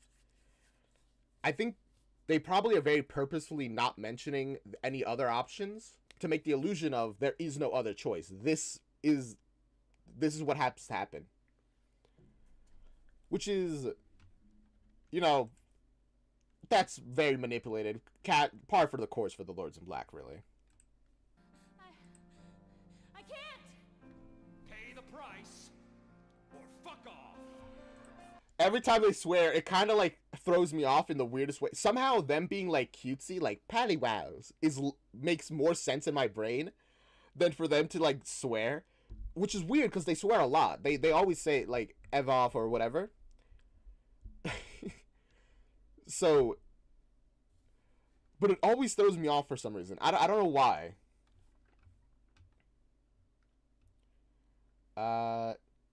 Tinky would be happy if that's what happened. Yeah, probably that they kill. I mean, he'd get a Spankovsky. He'd be very happy.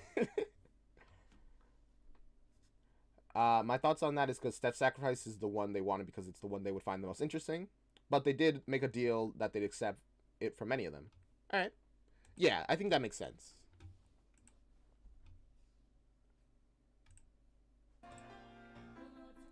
The Lords in Black call us Limback.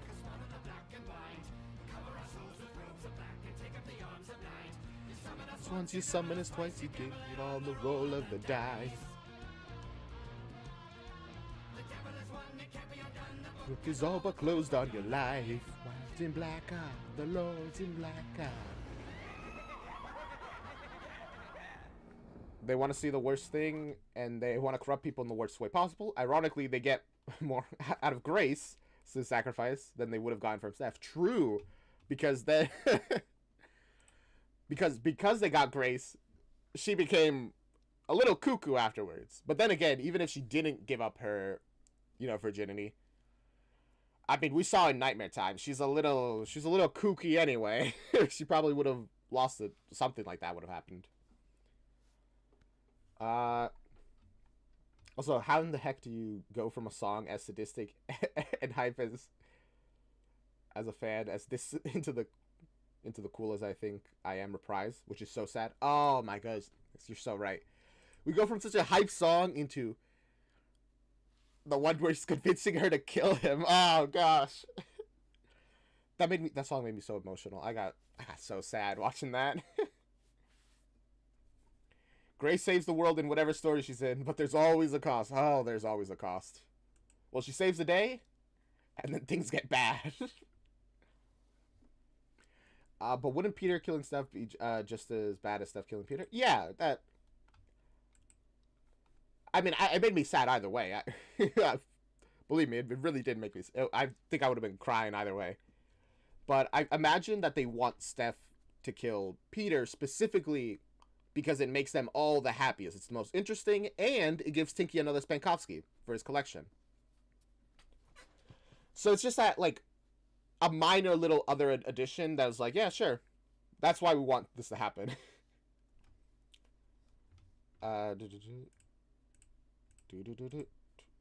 Grace's one bad day / act of violence from going off the deep end. And man, does she go off the deep end every time. Alright. That was great. I hope you enjoyed it. YouTube outro. And I'll see you guys next time in the next video. Go check out the original, do blah blah blah blah. Like, comment, subscribe, all that. Bye. Okay. Now we are going to finally get into Edgar Allan Poe's like dinner thing. I have headcanons that whoever made the sacrifice would have gotten corrupted and continued the killing, so that's also a fun thing to... I can kind of see that, honestly. Like, if Steph killed Peter, she now has his blood on her hands. I could see her easily expanding to killing other people. Yeah.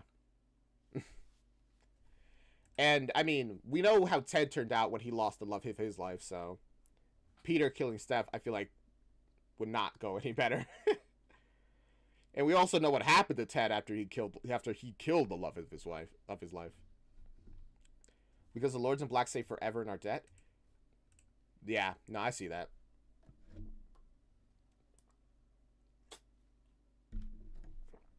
All right, what was the thing called that we're looking for?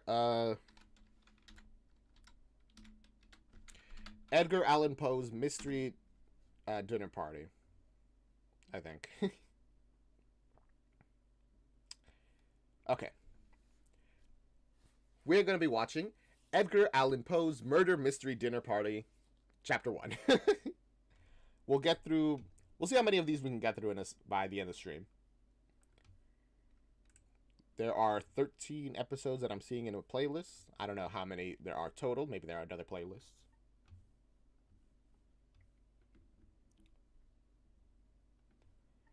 I also feel like Peter's just a more likable person overall. Don't get me wrong, but Peter die would have a bigger effect on the audience. Hello there. Yeah, I see that. You're probably right. Okay.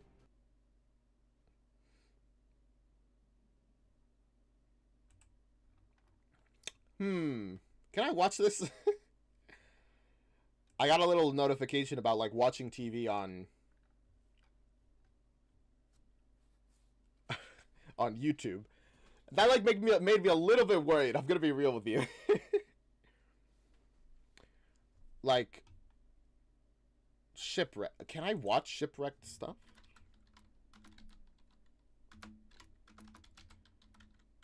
Because it would be a real tragic way to end the stream by having the stream get, fall down.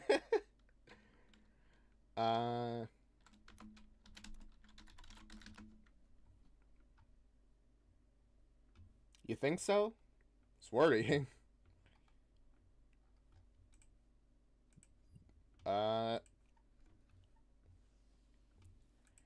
Well, I will just hope that it's fine. If people on YouTube, if there's any issues, immediately tell me, and let's close this down. There are reactions on YouTube, so, alright. I'm just gonna have to hope that it's okay then.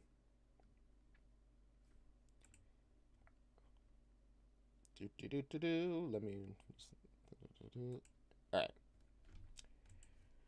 We are gonna watch Edgar Allan Poe's Murder Mystery Dinner Party, Chapter 1, The Bells. And we will get through as many of these as we can, since they're all pretty short, like 10-ish minutes. Yeah. I hope you guys enjoy. React to the original by Shipwrecked, with a period at the end. Shipwrecked Comedy, I guess they're called. Boom. That's them. Gosh, the things are turned around, so it's like over here. How have you been with learning performers' names? It took me ages. It's taken me a while, but I'm getting there eventually.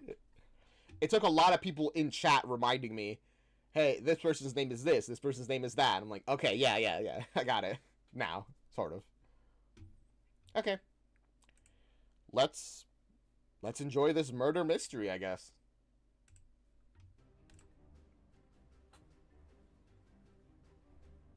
American Black Market, huh? Shipwreck Comedy presents. There's something. Maybe it's because I don't really like facial hair, but there's something kind of really goofy about combing your mustache. I know it makes sense. It's hair, you gotta comb it, but there's something goofy about that to me. Oh. I feel like we're gonna be getting a lot of those, like, somebody has a weapon, maybe to kill, and then they use it for a non-killing reason. He's still brushing, my goodness. What is that? Louis May. Hey, look at... Got some very familiar faces so far, and a lot of other new ones. Oh. They removed Emily Dickens. Interesting. And there was no face for Emily. Oh, and our titular Edgar Allan Poe.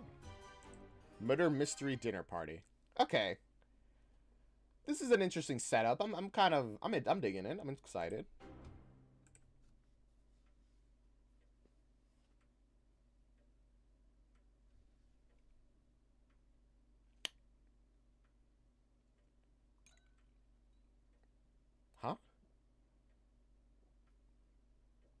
Why did... Are you sure you sent out all the invitations? Yes.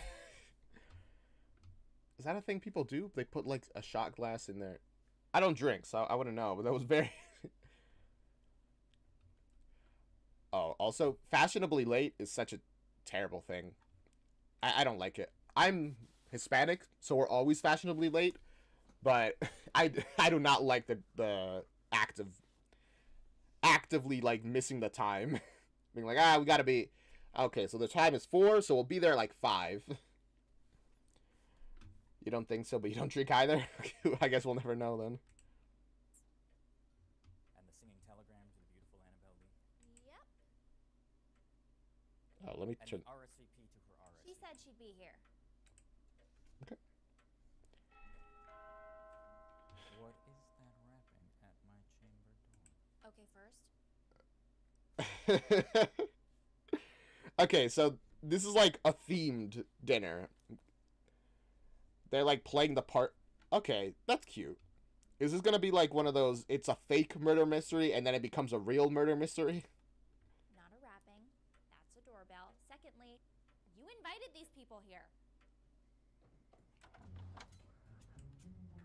Welcome, friend, to Edgar Allan Poe's murder mystery, invite-only casual dinner party / gala for friends potluck. Lenore will take your dish and your coat. Looks like you got yourself a ghost infestation, friend. Looky here. I brought a switchblade so we can skewer a wild boar in the backyard. And then we can roast it over an open flame. Only an open flame. I mean, they're playing their parts, yeah. Joey, he's... Okay. Louisa May Alcott. Happy to see the stink of Boston hasn't followed you. Now, Good to see that everyone's playing along, I what guess. dish did you bring? You'll find you can eat anything if you're hungry enough. Okay. Mary Shelley, as I live and breathe. Oh, another author. She's the one Yes, who wrote... I get it. I brought this loaf of bread. I forgot the yeast, so it hasn't risen. She's the one who wrote Frankenstein, which that risen joke kind of confirmed it. I'm German and the stereotype is always on time, but I'm also American, so it's always late. Oh gosh. Why Nightmare Time characters always... I mean, we're watching this specifically because people who are from Nightmare Time are also here, in addition to other people, of course. Which is pretty cool.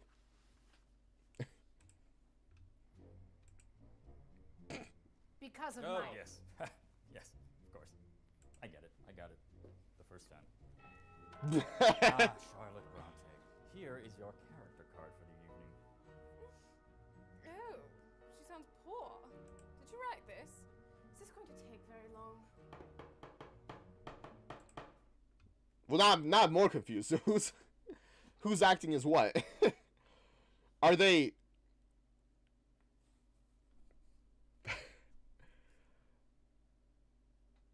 Okay. Are they acting as Edgar Allan Poe, like this is a position they're playing? Or are they acting as characters who are pretending to be in a murder mystery thing? Oh, oops, sorry. The characters in this are all actors. What? I assume.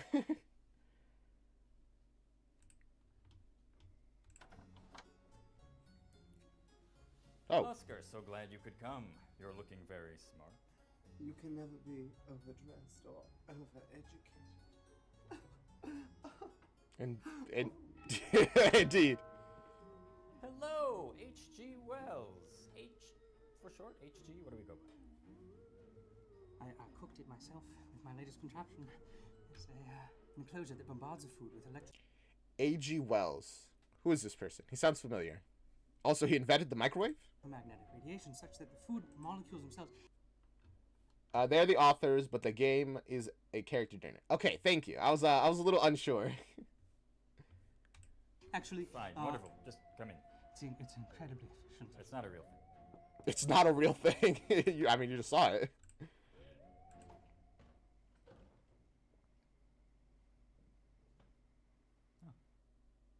Thought someone knocked. Oh, I did. I knocked. I'm sorry, who are you? Emily Dickinson? I stay in my room a lot. I write poems like you, though. We're actually a lot alike. I don't think so, but we may have an extra spot. Emily Dickinson. Unfortunately, my knowledge of authors is not the best. So I'm like, these names are familiar to me, but I'm not sure who they are. Oh, H.G. Wells' War of the Worlds. That explains a lot. Okay, thank you. H.G.'s signs. Oh, he's also the author of The Time Machine. Cool. You invited me. You know, you could be really pretty if you just did your hair differently, maybe wore a different outfit, and just kind of tried something else up here. No need to be rude, guys. Ah. Marianne, so... Name's Elliot. George Elliot. Likes. Beer. Sporting. Mary Ann came in already playing their character, I guess. Talking about sporting. Dislikes. Being sitting down, tending to the home, not talking about sporting. Marianne, I'm not sure I understand. Seems you have me confused with some sort of damsel. I understand. You're very soft skin. But the name's George Elliot. It's 2 male names. It's easy to remember. Now. I feel like there's gonna be a lot of like novel references that I just don't get. Show me to the billiard room. I'm getting that they're meant to be actual authors, not. Okay, but I don't know. But I think you're right that they're the actual authors, and they're gonna be having this murder mystery dinner party. Or a voting booth. Hello. I brought vodka. Ah, Theodore, Let's go. Welcome to the... Oh. No. A spirit for a spirit.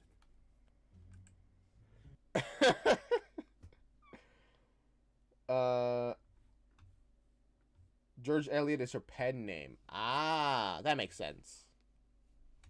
That makes a lot of sense, actually. Wonderful.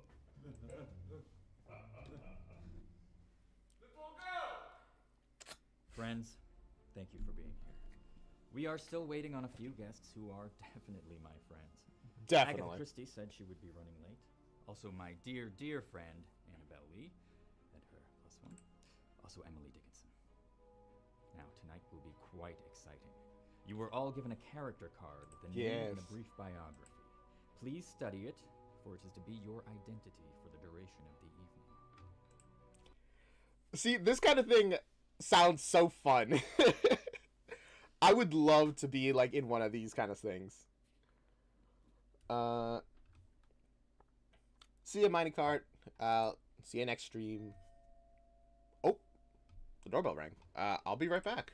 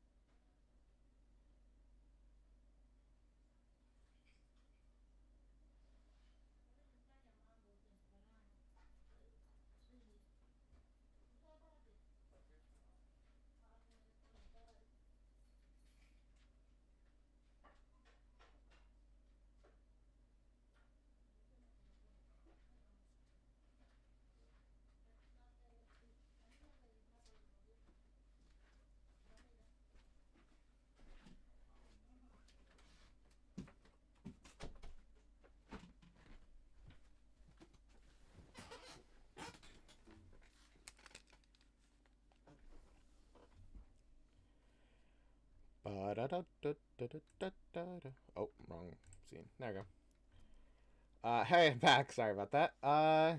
George Eliot is the author's name Mary Ann used because it was easier for books with male authors to sell, probably. So now she pretends to be him. Fun. Back then, women weren't really allowed to be serious authors.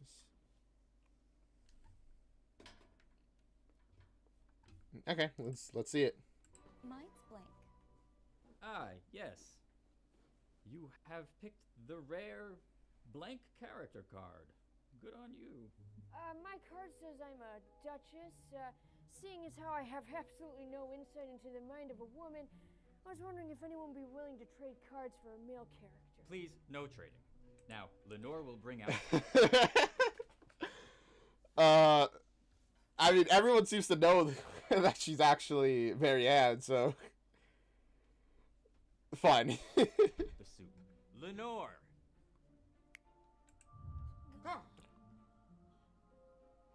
Next, we will figure out who goes. How do they do that?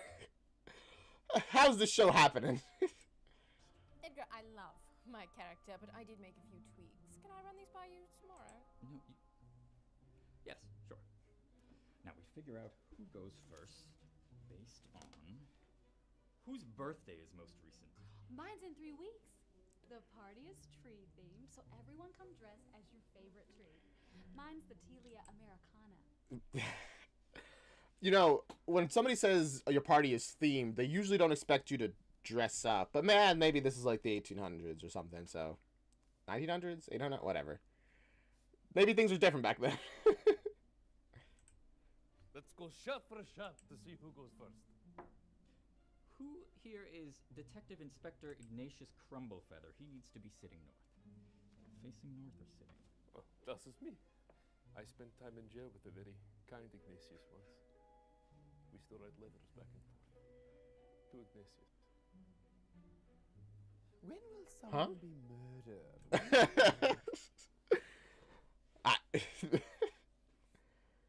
Lenore is a character in one of Edgar's poems. She's a ghost. Oh, so she's just a ghost here, I guess, it seems.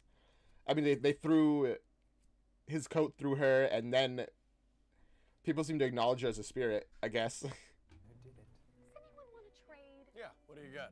Greek diplomat Winifred Kostolopoulos. It says I only speak Greek. I don't speak Greek. Well, I speak 3 kinds of Greek. Now you're a prominent abolitionist, Flanders Winterbottom. Cheers. Please, no trading. They are all very good. Guys, come on. You know what? To be fair, I mean, no, actually, yeah, no trading. That was the rules. You can't just break the rules immediately. At least kind of try to fit in the vibes. Like before, I said that, oh, it seems like everyone's already like in character, but no, they're playing characters. But the characters that they're supposed to be in character as, guys, come on, gotta at least work with him a little bit here. Cards. Sorry we're late. Hi everyone, I'm Annabelle. This is Eddie. He's a banker. Hi, Eddie Dante. Sorry we're delayed. My volunteer ship at the old folks' home ran late, and then on the way over, we ran across a barbershop quartet, and their bass was out with a sore throat. They're establishing that this guy's like overly perfect immediately. Cool, cool. I had to. And Edgar seems a little jealous. I don't know. You understand. Yeah. He has perfect pitch. And yet it's imperfection that makes people truly interesting. Please, come this way. Very well. My dear.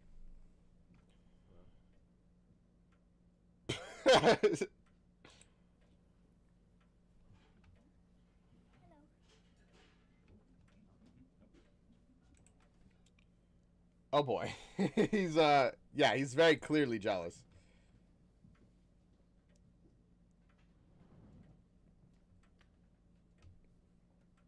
My goodness.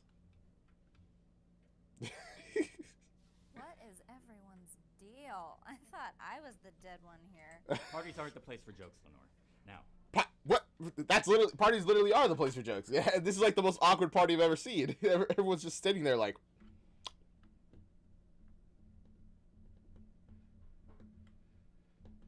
See, that was like, what, 5 seconds of silence? And it's like, it's very awkward very fast. Time for everyone's favorite part, the rules. Oh. Once everybody is done with their soup, the lights will go out and someone will die. Our first victim is... I don't think you're supposed to reveal it. Belladonna Spillingsworth, daughter of railroad magnate Barnabas Spillingsworth. That's me. She died on the very same railroad named after her by her father, the victim of Look the here, before this night goes on, I have something to say. What? Uh-oh. Touch my leg. Oh, that was your leg. Oh.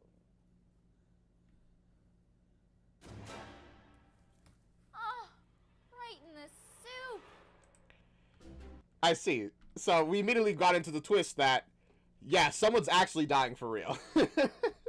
Okay. That's an... Okay, so I'm kind of into it. We got a little setup right now immediately. Not much to comment on. It was really mostly set up. We're getting to know everybody, all the characters. What are you laughing about, sir? He's dead. Oh, orangutan? What? What? Oh, okay. Hello there. Hello there. Very interesting start. I'm curious where we're gonna go next with that. All right, let's just jump into episode 2, I guess. Or are we? If it's gonna load. Hello? Ah. Is it gonna load or are we gonna crash? What's happening? See you, Lorem.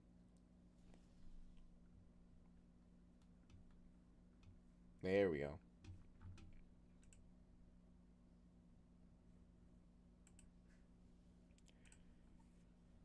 The Mask of the Red Death is the name of this episode. Welcome, friends. Interesting. To Edgar Allan Poe's murder mystery. Mask of the Red Death is a poem, which is like about the plague, I'm pretty sure. Where the masked Red Death is a plague that brings throughout like the place. I remember reading the Mask of the Red Death, I think, where there's like this building where each like hall represents like a stage of life, I think. Was that it? Or am I confusing it with another one?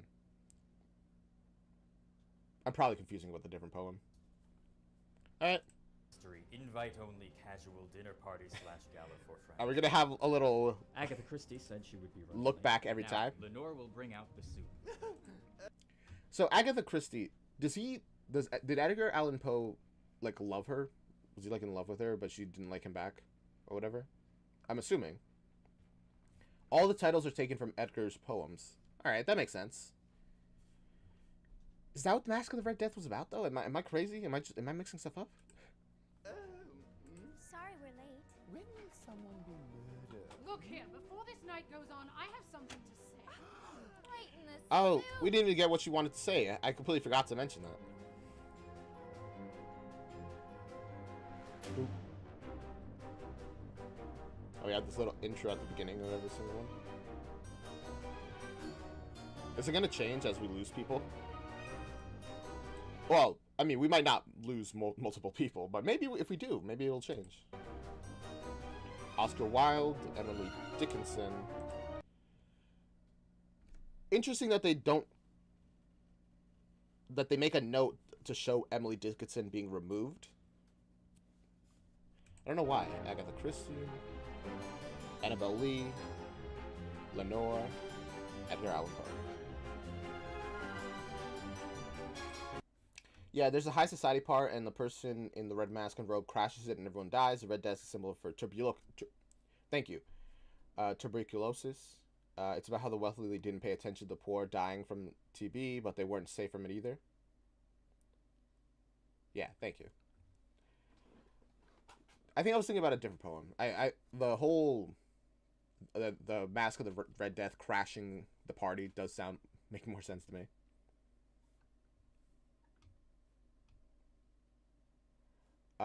Emily was only popular after her death. That makes sense. That's pretty common with artists in general. They aren't appreciated in their time.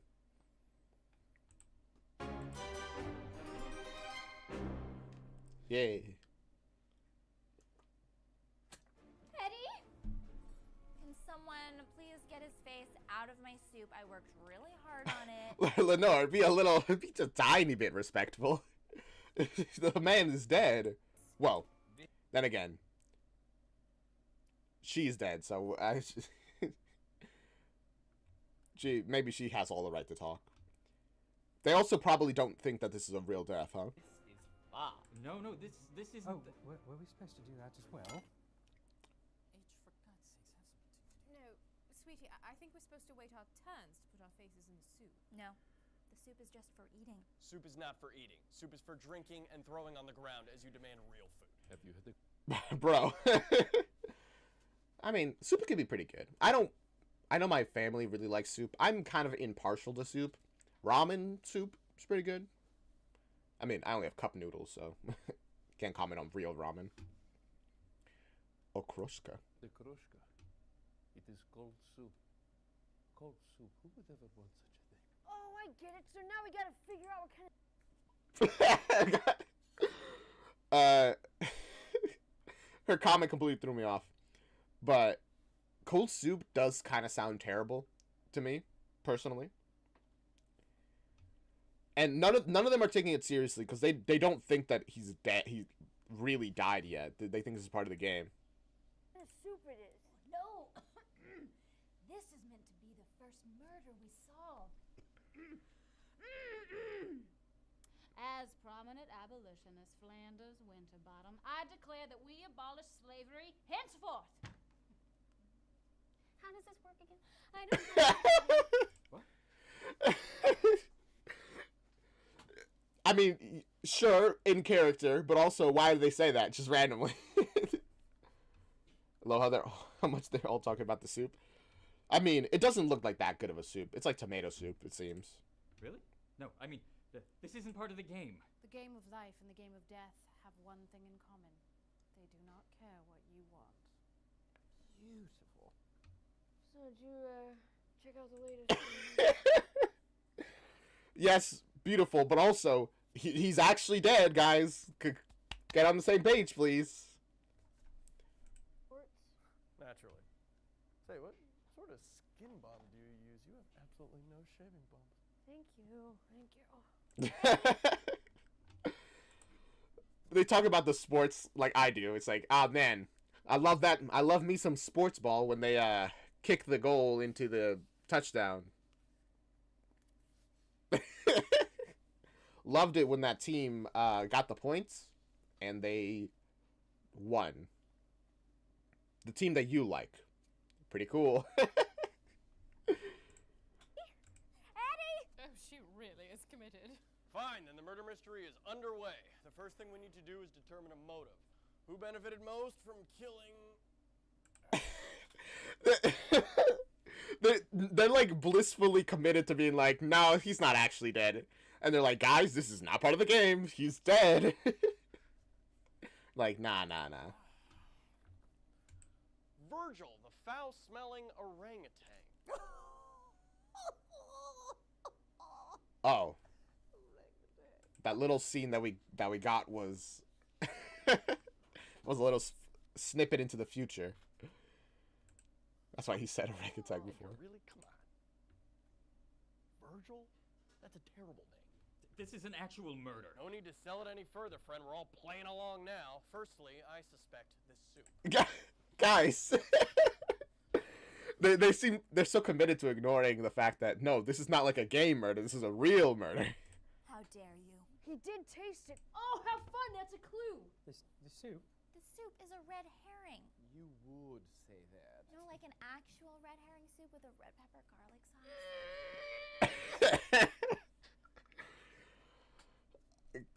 It all comes back to the soup. Here. Please, a grave and sinister act has been committed here this evening. Yeah. Louisa May's dress. Bro. I only intended to have a night of revelry. No need to... So it was rude. You stood to gain the most money from Virgil's death. This isn't the game.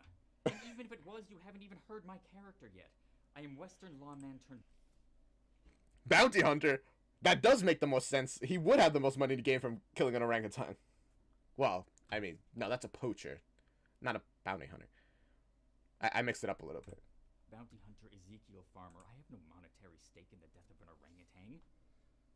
Also, he's an orangutan. He has no money. Use your head. Edgar, I can't feel a pulse. All this talking is balderdash and hooey. Someone or other at school was always falling ill, so I taught myself CPR. Got top marks, too. Oh, really? Let's see if this old chap has a pulse, shall we? A murder mystery game that turns into a real murder. Oscar Wilde, he's so... he's so hyped for this. Edgar didn't set this up. Maybe. I mean, he's the most suspicious person to kill this guy. Edgar, you've outdone yourself. Wait! This wisp of a woman is right. He's not breathing. Oh, no, I don't do well with real death. I swear by the completely natural mustache on my face, quite the turn of events. Yeah. Man, that guy, that guy with the real mustache. What a man. They'll get it sooner or later. It only took all the half of the episode 2. What is this? What have you done, Poe? Edgar? Oh, no. This was supposed to be a Lenore? A good time? A good time! What have you gotten us all into? No Well- use crying over spilled milk. We have to scour the room and find a clue as to who could have murdered Eddie and Emily Dickinson. I'm right here. Emily. Sucks to her. To be heard. Why they're so determined to like ignore Emily? She's like, nope, dead. You're gone. Leave my soup out of it. Oh, look here, you phantasm. You're a prime suspect. You'd have us think you can't hold or touch things like sports coats, and yet you sit here before us, glued to that martini glass. Okay, I'm sorry, but I have to concentrate like really hard in order to hold anything. I can't even teleport until I'm like 100 ghost years old. I don't know about that. I mean, you took that bottle of whiskey or vodka, I should say. Sorry, very easily. It's Ghost 101. Maybe the soup is the friends we made along the way. Yeah, maybe. Do you mean that in a cannibalism-esque way? If so, maybe. This sort of thing is all I go corporeal for. Haunt these halls no more. Rude. This night has taken a dastardly turn. I mean to fetch and inspect her. If a crime has indeed been committed by someone, I would prefer if no one leave the scene. Especially you, Raskolnikov. What? That's right. Don't think I didn't notice when you said you're an escaped convict. And you seem to recognize Eddie when he first arrived. I am no escaped convict. I was released. And as for Mr. Dantes, God, man, even you were in prison. You are a criminal. I served my time. Criminal.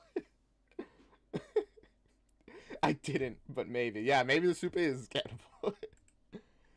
Oh man. And if this isn't the time where all these authors would be alive, were they alive around the same time? I don't know. But if it is, there aren't any phones for them to use. So this is a bit rough.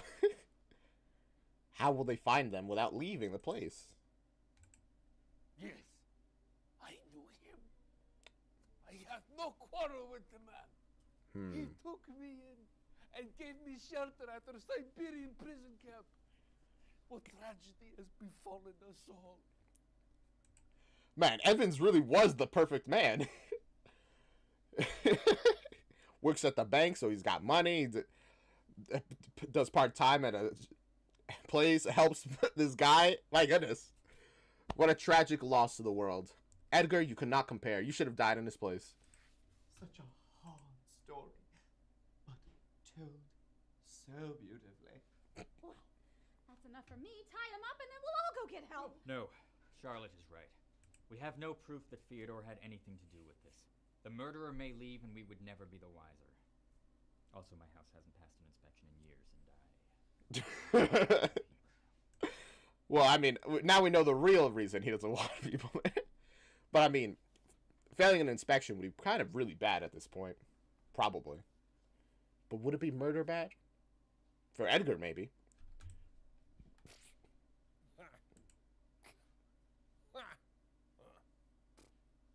Ernest, Uh-huh. you have something to say? When I have something to say, I say it. When I don't, I stop typing. Have you all gone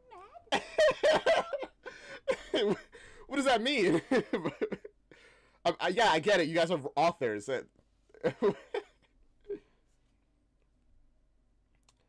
I prefer Edgar being alive, honestly. Ah, who knows? I will agree to disagree. They lived in slightly different times. This kind of get together would be impossible in reality. Well, that's why we have fiction, I guess.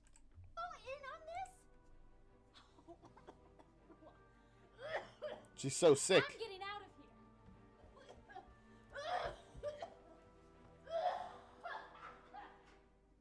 She stopped. She's better now. Oh, never mind. She's sick. Bro, a second death already?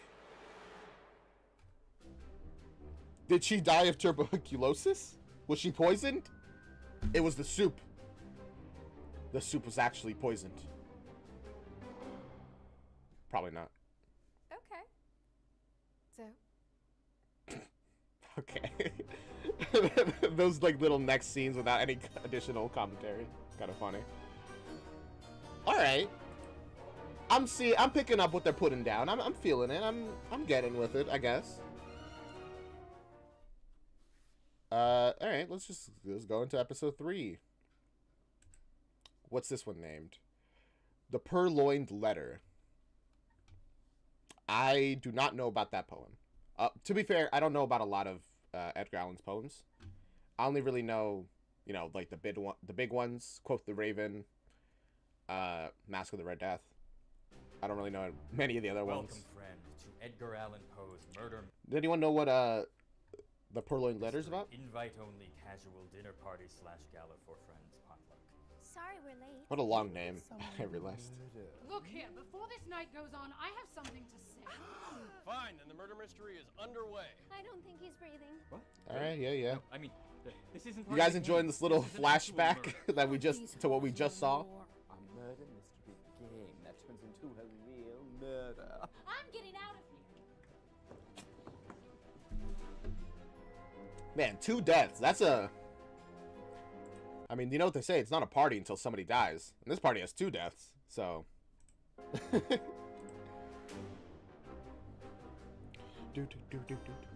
I'm probably gonna start skipping the intro after this one.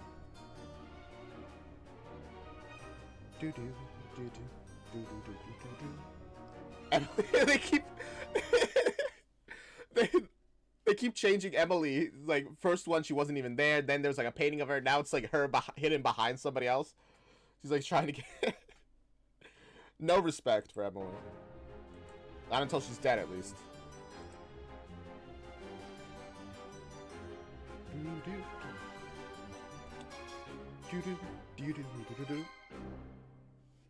What a fun little intro. Oh no! Louisa May Alcott, a spinster through and through, has now reached the pinnacle of transcendentalism.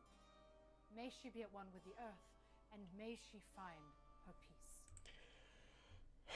I get it. You're authors. The intro gets shorter as people die. Oh, that's fun. I didn't even realize they're like cutting out the people who died.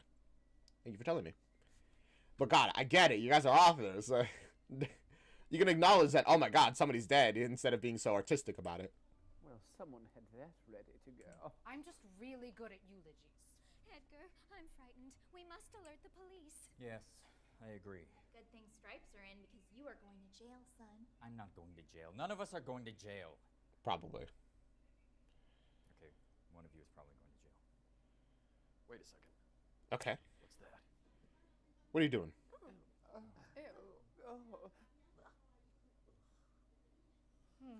What is that? Well, great. You solved it. Look. Solved what? Is that a bell? Or a bell. Annabelle? What? Annabelle? That's not mine. I'd probably say that if it were mine too. He's so... He's not taking any of this seriously. He's just having fun, man. But...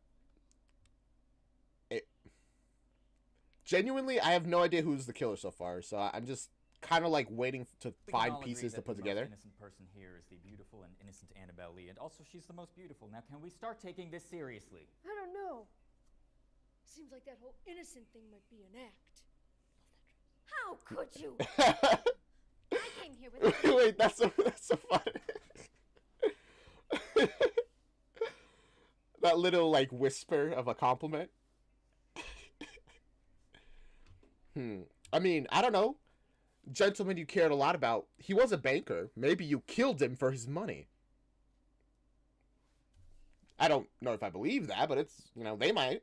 I care very much about who is now dead, and you accuse me? When would Miss Alcott have taken my hanky? Okay then, procure your handkerchief post haste. I don't have one on me. Aha! Open and shut case. Guys, Annabelle would never accessorize in that color with her complexion. Is it? Thank you. It's true. I think. You're not doing a great job at pretending to be a man. Well, I think they're making up for it. They vanish. Was feeding her drinks.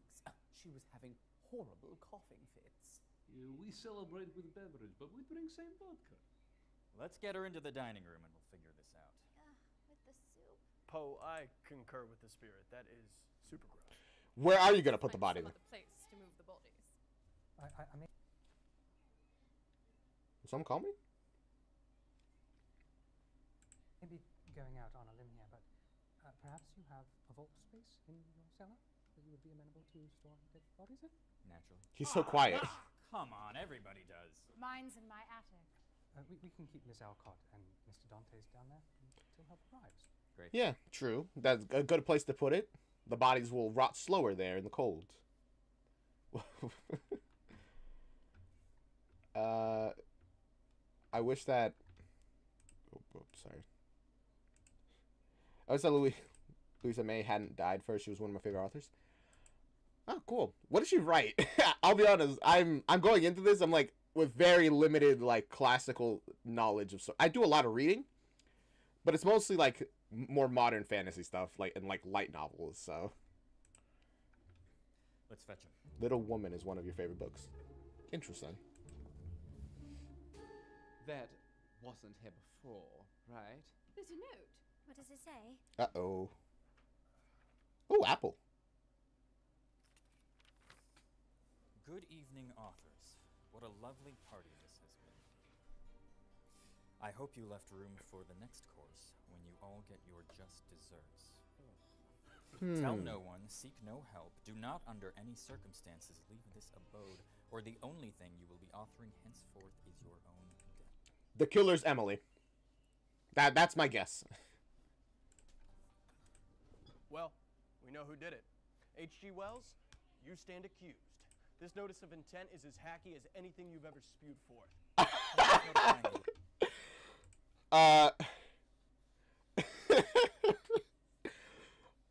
Man, a lot of authors throwing shade at each other. Now this is believable. I'm convinced. Local constables is not in our best interest. What? You actually believe that? If we left right now, you think we would all be struck down dead? We are dealing with a madman. Or woman. If I had a nickel for every time Joey ate an apple in characters, I'd have 2 nickels. What a weirdly specific thing that, yeah, you're right.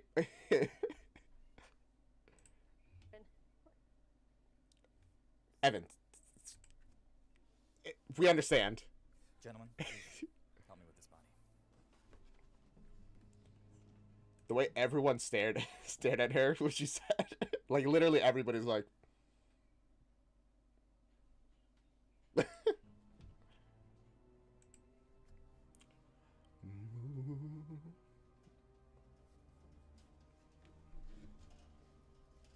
Somebody gonna die down here in the cellar?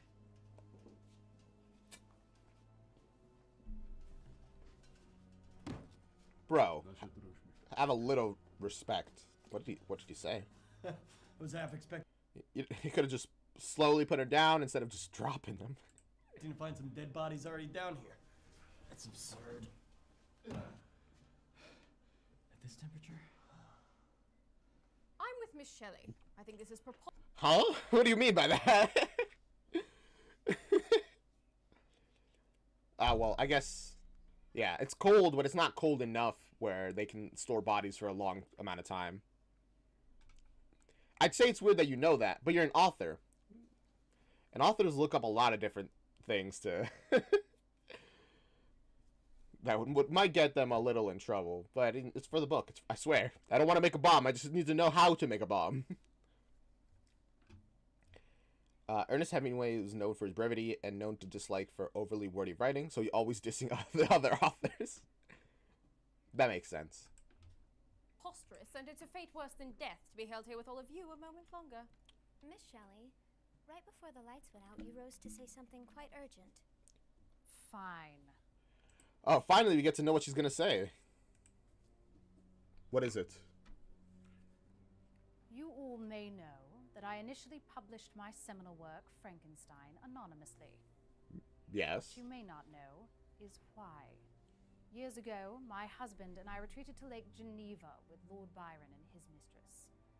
Okay. Your beau, Eddie Dantes, was also in attendance, as he was a friend of the great poet. Eddie? My goodness. Byron entreated us to come up with a ghost story, and this is, of course, where I birthed my monster, who in turn birthed another monster. That's interesting. But perhaps there was yet another.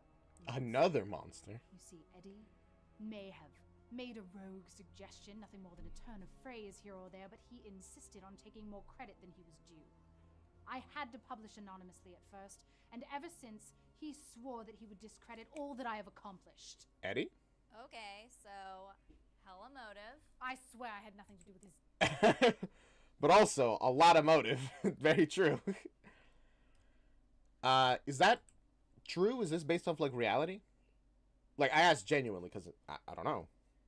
If not, it's still cool, like, story, like, stuff. Made a couple suggestions, and now he wants more of this. I feel like that's pretty, like, realistic.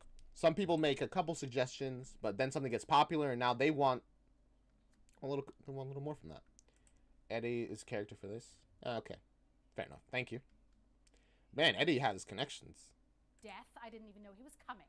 And I've never even met Louisa May Alcott. You understand this is quite suspicious.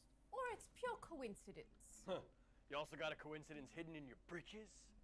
Come on, Sweetie, Hemingway. If I had ever met that hunk of meat, he wouldn't have been Cinderella's +1 tonight. It would have been the ravishing Charlotte Bronte and her handsome lover, Eduardo Dantes. Okay. But man, Eddie seems like the perfect man for everybody. Okay, but why would she admit this if she didn't put suspicions on her? That's kind of why I don't think she's the one who did it. Because either she's a bad liar, or she's telling the truth. Or she's a really good liar, and she's telling this to put suspicion on her that will eventually be thrown off through really good lies. I just don't know enough about the characters yet to really make a decision on what direction they were more likely to go in. We would be the talk of the town. Please. I'm sorry, what did you say? You said Eduardo. Well, yes. That was his name, wasn't it? I don't believe we ever said his full name. Okay. So? It's Well, pretty if I obvious. knew Eddie, I would assume his full name was Eduardo. That's quite unique. I would assume it was Edgar. No, you would assume it was Edward. No. Edward is most common long name for Eddie. Oh, there. Yeah, you would assume it's not Eduardo. There are many common long names for Eddie. Edwin.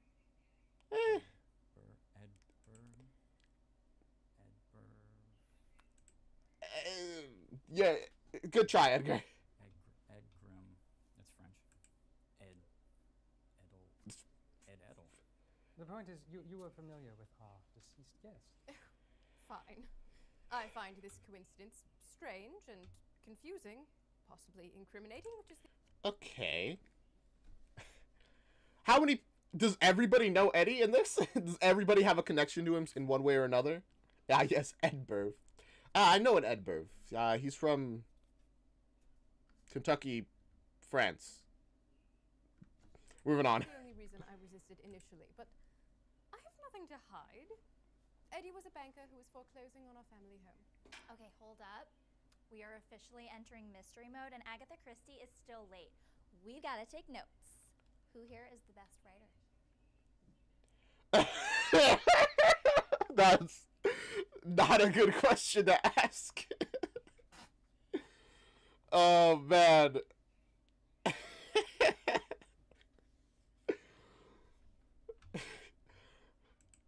Asking some of... wow. That's a good one. I actually really like that. Because literally everyone's going to be like, me, obviously. Them?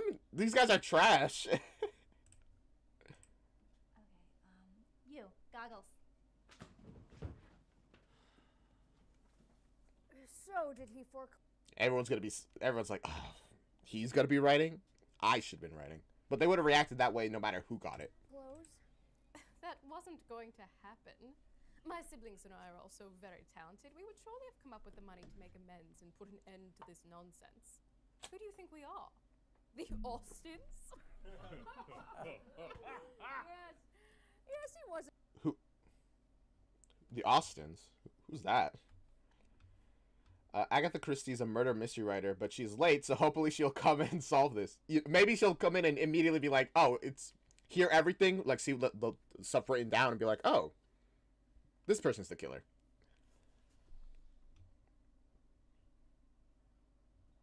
If the punchline about Agatha Christie not being present is going to be this takes place during that time when she lost her memory and went missing, I will be so excited.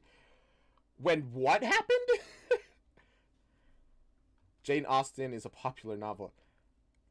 Jane Austen wrote Pride and Prejudice. Oh, that novel. It was alright. Thank you for informing me. But also, Agatha Christie lost her memory and went missing for a while? What? Huh? What is this author lore? It wasn't so bad. I met him through my publisher. Though I was worried that he was going to reveal my true identity tonight as a woman. Nizer.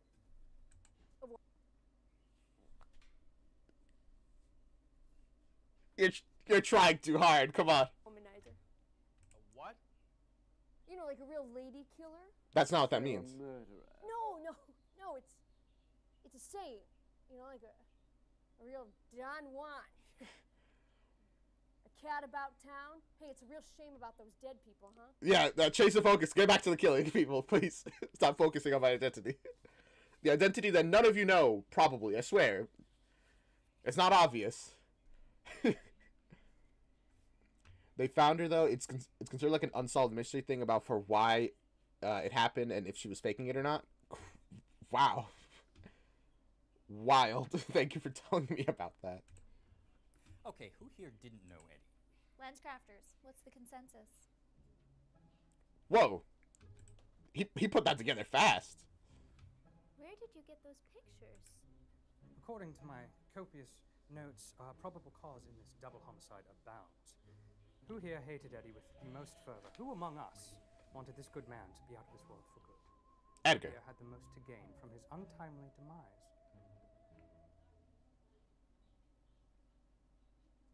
Yeah. Everyone knows. Between men and women, there is no friendship. There is passion, enmity, worship, love, but no friendship. Well, that's not true. Come on, guys.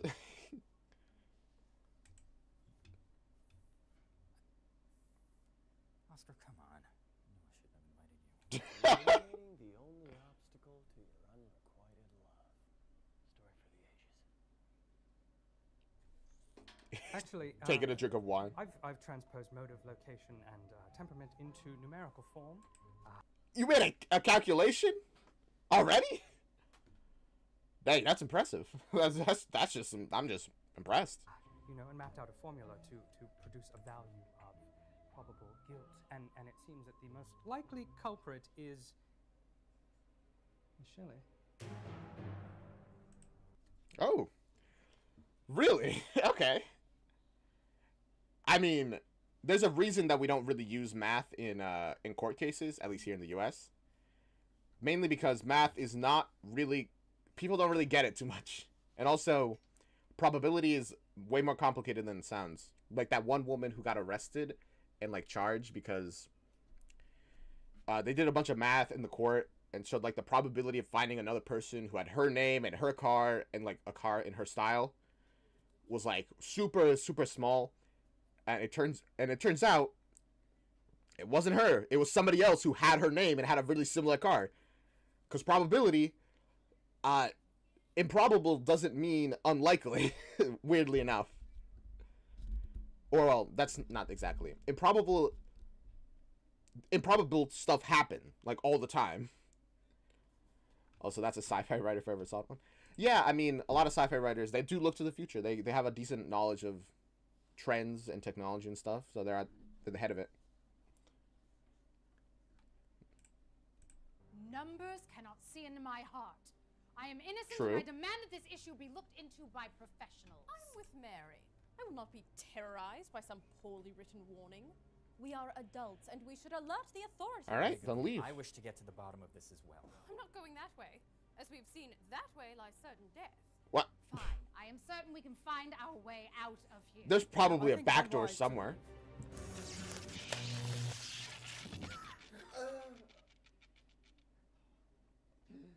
She dead? It's alive! Come on, man. Something I would say if she was alive. Bro! Why would... No, she died? I think what you mean improbable does not mean impossible. Yes, thank you. That makes a lot more sense what I was saying. Will's contraption. Oh, no. I didn't do this. I left that right over there. Where it's not anymore. Uh-oh. Not Mary Shelley. It's tragic. Is problematic. Sweetheart, you came to this fool's house for a night of quiet entertainment. And he has endangered you. But I shall get to the bottom of this. Friends, something's afoot. Joey always plays.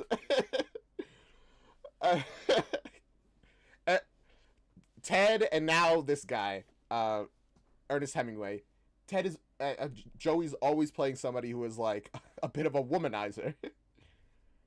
But I suggest we scour the house for clues. I suggest we split up. Literally, that's the worst idea. Who do you think you are? The Scooby Gang? It works out for them because they're... Well, it mostly works out for them for reasons. Alright. This is pretty fun. Did he just eat his... Did he just eat his cigar? Is that what just happened? Joey's voice right there reminded me of McDonald from Oregon Trail. Oh, that's fun. Alright, you know, I'm getting into this. This is pretty fun. The episodes are also getting slightly longer as we go. But George Eliot is the womanizer. I know. They can learn a lot from each other. A descent into Maelstrom. Welcome, friend. Edgar Allan Poe's murder mystery. Invite only casual dinner. Again, I don't know these poems, so I can't comment on them really. Does anyone in the chat know? This is an actual murder. I'm getting out of here.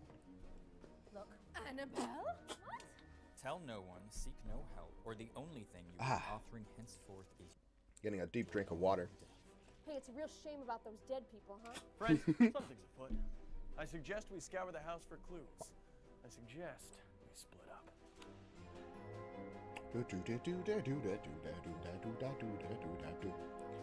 Love the word Maelstrom. Alright. George Eliot, Charlie Clement, Theodore, H.G. Wells, Oscar Wilde.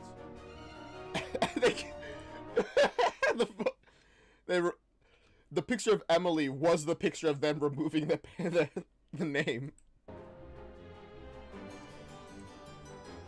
Just because of Emily, this intro is worth watching. Even as it gets shorter and more people die.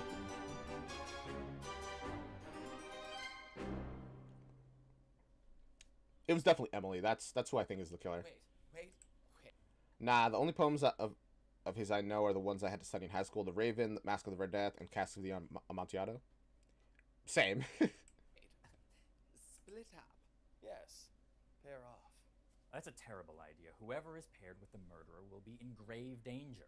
Are you really suggesting one of us is the murderer? Yes, who else could it be? You! If I had wanted to kill Eddie, I wouldn't have done it in a crowded room full of potential witnesses that I invited. I would have been far more inconspicuous, perhaps learning a foreign language to throw off anyone within earshot, Mandarin probably. Then I would have followed him home. Edgar, you're being very specific. Also, she's like immediately like, oh god, he's like just incriminating himself. But also, this is a very reasonable argument. Why would I do it here? In the most suspicious way possible. From work at the bank on a Tuesday because he uses the back entrance off of Pratt Street. Then to further confound authorities, I would have... he's taking notes. The feather of a Brazilian peacock, or the rind of a fruit grown only in Papua New Guinea. At which point, I would... That was just one idea I had. Oh, that's incriminating. I hear that now. You don't say, huh? My god, this does not make you sound like not a murderer. I mean, who hasn't come up with very elaborate plans to kill someone? Not me. I didn't. But if you have, please admit to it, and we'll put you on a list. Annabelle Lee is a poem by Edgar Allan Poe. It was printed 2 days after his death. Ah, no, I didn't just Google that. I'm sure. This is tiresome. Let's just split into pairs and be done with it. Killer talk. What's Sure. I'd be so threatened if I wasn't already dead. Perhaps it would make the most sense to start at the top and then work our way down. I could take you to the attic. It's my jam. Well, Is that I'm where you not live? walking around this place with someone who would actually murder me. Mr. Elliot? Oh, yes. Do not be afraid. I have brought along the Duke of Coventry and Humphrey Cadwallader for your protection. Yes. Yes, that is what I meant. What did he mean by that?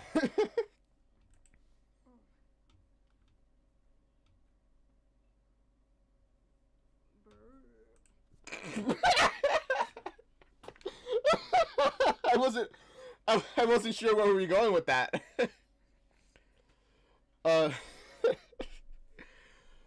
But it's very clear that he's interested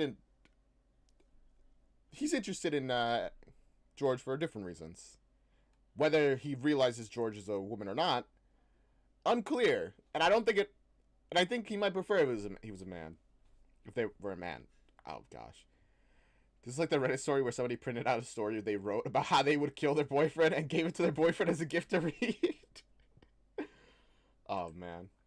I just don't see why we can't hold tight until Miss Christie arrives. Sweetie, I'm not waiting around for Agatha while the rest of us keep dying off. This is just like Reasonable. that time last year at our summer estate when everyone thought my sister Emily had been maliciously poisoned, but it turned out she had just caught the influenza, which killed her. Edgar, what can I do to help? You think Annabelle that's... and I don't think that's what's happening here. I will explore the upstairs. Perhaps the murderer left a hair. Or rustle. perhaps he lives there. She's not going alone, Poe. I'm coming along. Besides, there's an odd number of us. There has to be at least one group of three. Actually, there's an even number. I suppose that leaves me with the most murdery looking person here. Continuously ignoring her. Man. Plot twist, Agatha's the murderer? Maybe. Maybe she's... The reason she's late is that she's setting up all these deaths.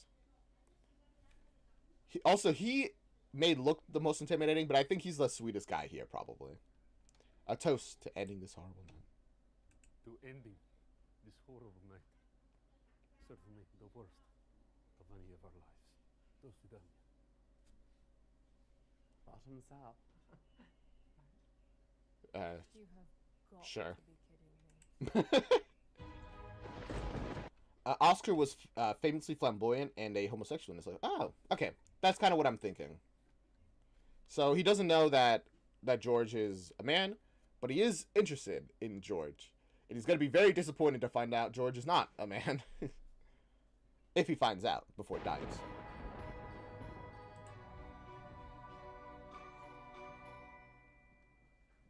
Okay. They're upstairs. Miss Lee, have you ever enjoyed the final drops of a robust rijoja while taking in a golden Spanish sunset? If we ever get out of here alive... Oh, put a sock in it, you drunk. We're supposed to be looking for clues. And I found one. The only clue I need to the mystery of who I'm going to Spain with after this nightmare is over, huh? Huh? Thank you, Ernest, but I actually have taken in a golden Spanish sunset quite recently. I found the whole experience rather overrated. You did? You went to Spain with Eddie? Yes, overrated. Exactly. Finally, someone who... Gosh. They're both trying, and it's cringy for both of them. Me. Can't stand the place. Sunsets, might as well watch the paint dry. France, however... I like Spain. I'll go to Spain. Poe, I don't think your complexion and that climate... You know, you'd think I'd burn. Excuse me. 3 people have died tonight in this house, one of whom was very dear to me. Very dear to me, and I will not have you bicker about vacation spots. I will scour this upstairs by myself if I must.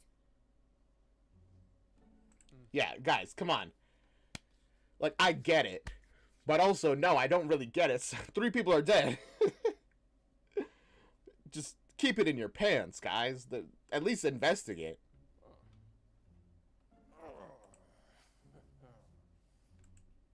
Oh, don't smoke and don't litter. What is wrong with you? Hey, give that here. This is an IOU to Eduardo Dantes. Look, I owed the man for a sports bet, nothing more. He gave me extra time to pay up, and I was close to extinguishing my debt. How suspicious. You owed him a debt?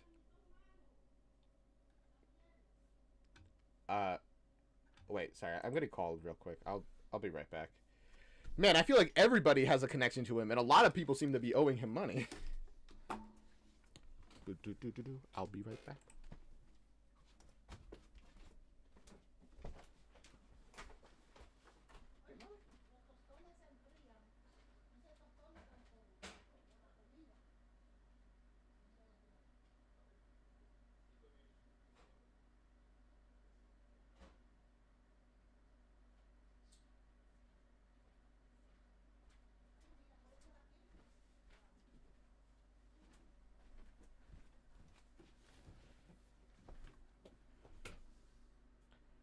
Ba-bum.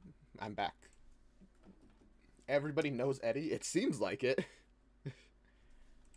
One way or another. I'm a man of my word. Oh, I believe that. Please, don't tell the others. That you're a liar and a drunk and a deadbeat? Annabelle was right. Oh,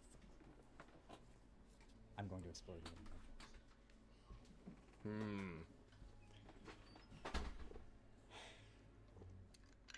Why? You'll never leave me.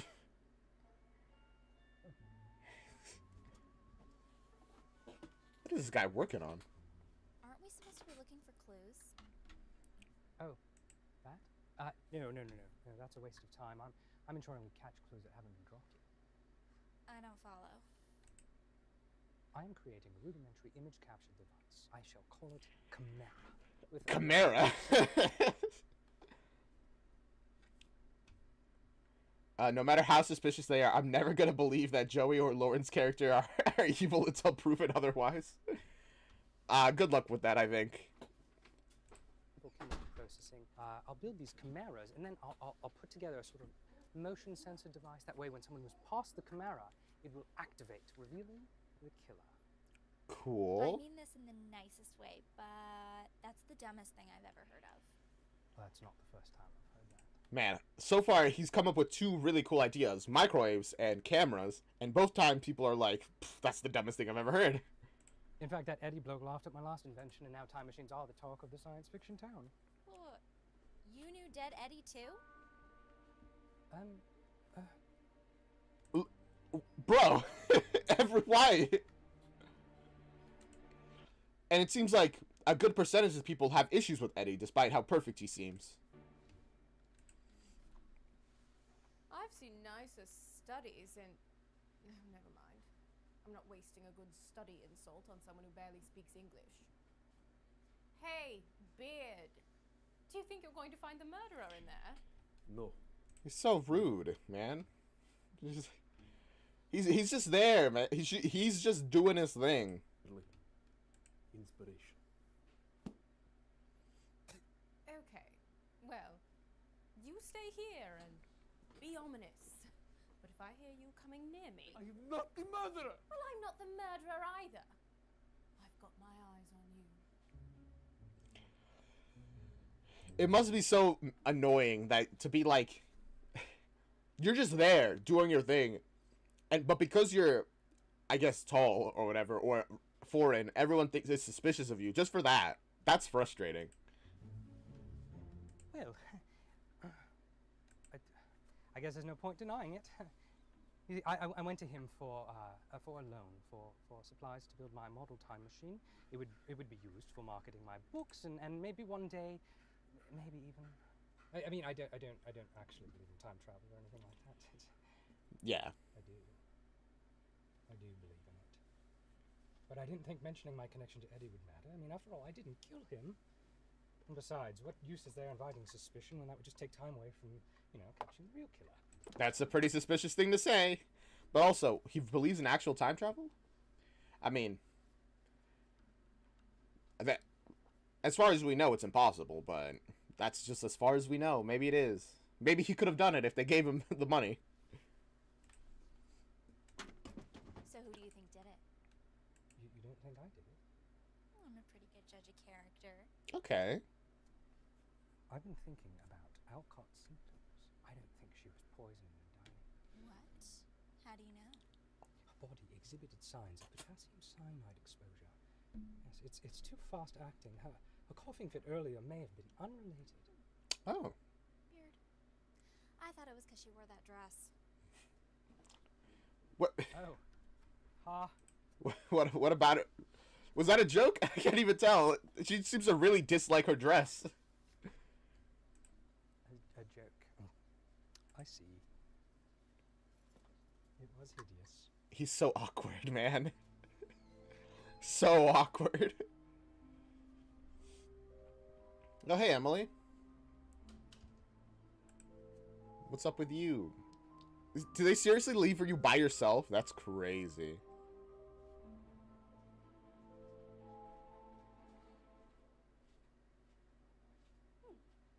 Soup is pretty good.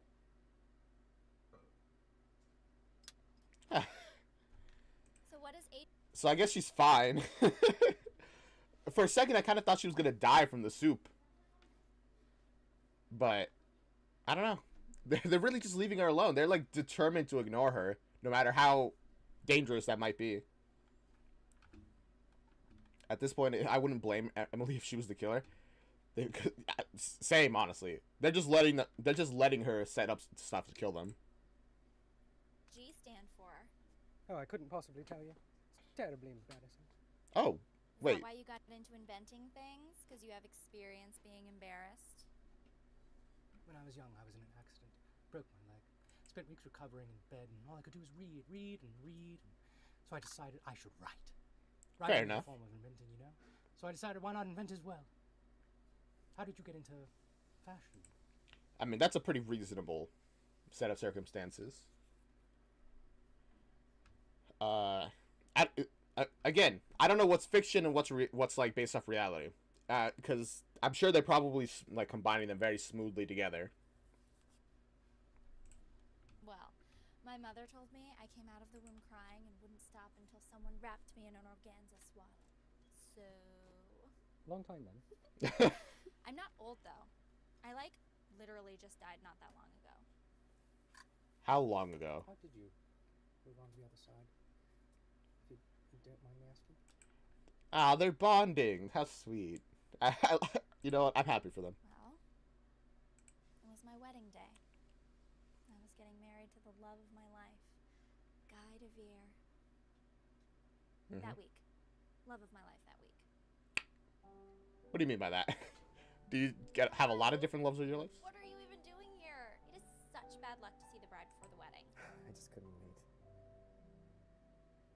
Lenore, you're burning up. I must fetch you a physician. I think I ate a bad batch of ribs at the bachelorette party. Did she die of like influenza as well? Or tuberculosis? Something? For her, Kurt. the fair and debonair, that now so lowly lies. Oh, jeez. She's dying of sickness. Upon her hair, It's Kurt. At least this dress is fab. Her final words. At least this dress is. You know what? Fair enough. If you're gonna die, you might. I would hope to at least look good being dead. Mystery illness happens all the time, even to us hot people. Oh. My family hired a really good psychic named Krishanti, and So they don't even know what killed her. she brought me back. I guess I owe her my afterlife. I'm sorry. You know what? I'm so glad they mentioned that, because I was actually wondering why doesn't everybody else just come back as a ghost? You know, there's already one ghost here. It's not like it would be that weird if everyone else also came back to life as a spirit. And it doesn't seem many of them would actually be able, at least the ones so far, would really be able to figure out who killed them. They just know that something killed me. I don't even know what. That's what I'm thinking, at least. But now they explained why not. It's because it's I guess they use a psychic to bring that. No, actually, he died too, shortly after me. Killed himself. Oof. Because of... Yeah, because of me. God, lame. That's... If he had just waited a hot sec, I would have come back to haunt him, and it would have been a maze. Yeah, I mean, that's a bit rough. Romeo and Juliet type beat, I guess. I suppose if I were him, I'd be extremely sad too. Oh. Cribble sticks. I don't have enough. Oh, they had like a little moment of like, oh. That's sweet. I like these two. I hope nothing terrible happens to them. Why? I'll go get more. Thank you. So Frankenstein is not the name of the monster. Nope, he's just the doctor. Have you not read the book? What's the name of the monster? I was pretty sure it was Karen. I had a cousin named Karen. She was screwed off. Are they in the cellar right now? Oh, it's an elevator. What does this lead? Oh. I was... wait, do they even press the key? Ah, how convenient. This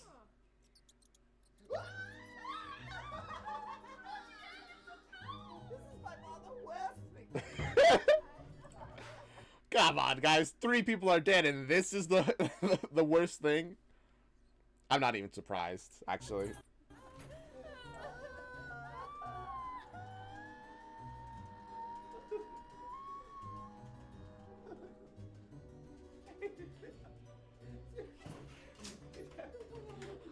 Oh, Jesus. Ravens. Do you hear that? Oh, isn't this a portending portal? I think they're called doors, Oscar. Doors. Well, that is not great. I cannot see anything. Are you okay? Can you hear something? Wait, Marianne, I'm not familiar with that. Elliot, Mary, come on. What's in there? I think it's ravens. Hold on, I'm gonna go get a crowbar or a raven bar. Oh, That's pretty good. A cockatiel bar. No, stop. I got a blue-footed booby bar. Stop. I am loving this gaiety, but there is excrement all over me. Please. All right. That's funny though. A lot of electric light bulbs. Edgar? What is that? Ernest! Annabelle, I came as soon as I heard. We both did. Yeah, you guys ran. It's like they got here really fast. She's dead. She literally cannot die if we're being logical. If we're being logical, but you never know. They say that which is dead cannot die. But is that so? Look what I found. What gives, Poe? Very mysterious having vials of poison lying around. Who would just leave an incriminating piece of evidence out in the open? A lot of people, actually.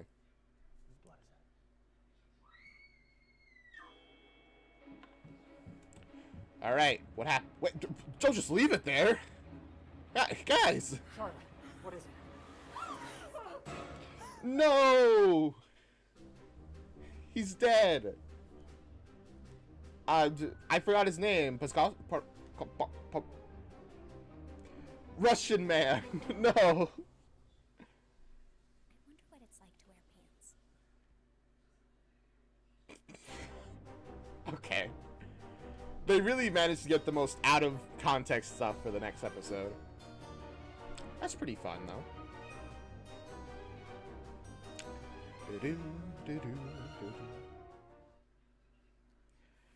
Alright. How many more episodes should we watch before? I mean, I know we technically have another hour, but...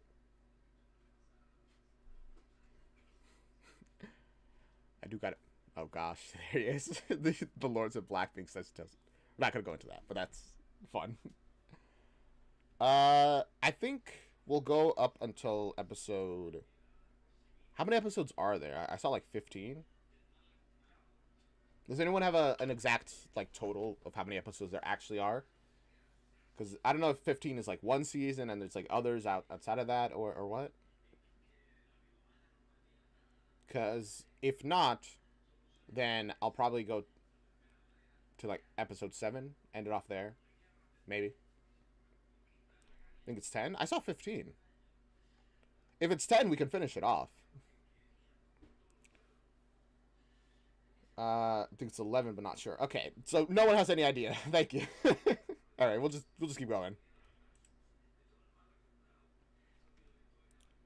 The playlist says 13, so I have no idea. I thought it said 15. Ooh, stretch. Gotta stretch a little bit. My joints are all crackling. Oh, summer trailers and promos? Okay, so it might be 10 then. Which, I think we could finish it then. 11 episodes and an epilogue. Ah, there's also a bloopers episode. Thank you, Emmy Smith. Also, thank you for joining the stream. Oh, what the? Why did it start over here? Ravens? You knew Dead Eddie too? Yeah, skip forward. My family hired a really good psychic. It's gonna be really sad if H.G. Wells is the killer. It'll be really unfortunate. The blooper episodes that a must see. Oh, I'm excited then.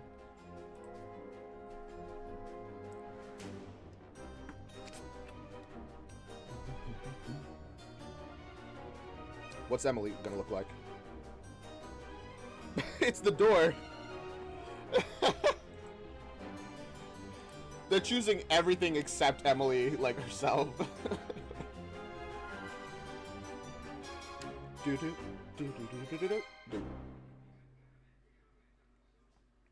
The Oval Portrait. Oh. Guys, we really need to get a handle on this situation. You don't say. Why would you hire a cleaning lady? This blood is never gonna come out of the carpet. In case anyone cares to remember, I was against splitting up, unlike some people. You came as soon as I heard. We all did. Yeah. This is a fun show. Yeah, I'm kind of enjoying it, honestly. It's like... It's a little goofy, a little serious, a little... It's charming. I like... I'll say it's charming. What is that? Oh. I believe I discovered the Ravenry. Found my way out through a vent. This has been a terrible night. In many ways, huh? According to the evidence at hand, and based on the hypothesis that no one else is in the house other than the guests invited to Edgar's dinner party, you, Charlotte, are the primary suspect in this particular murder. True. You guys did separate into pairs, and if you were the only one here, it would have to be you. Assuming, Evident by your sole witness you know, that no one else is here. of the crime and your geographic location in relation to the crime scene. Charlotte, no one is accusing you. No, I am. Why'd he fall? I definitely am. But could you please tell us what happened? Did he just trip over the body? That's hilarious. It's dark, so across the room to turn on a lamp. I heard a horrible sound. And once I managed to get the light on, I saw Dostoevsky on the ground like this. Sure. And then I suppose I screamed. Agatha Christie will be here soon. She'll hopefully be able to figure all of this out. Will she really be here soon? I don't think she. I feel like she's never gonna arrive. I think I may have already done just that. Friends, although it's likely our comrade here wasn't poisoned, it seems that our host has a significant amount of this stuff. Fainted due to blood? Upstairs. Oh no! Come on, guys. This man is a liar who is in debt to Guys, pay attention a little bit to your surroundings.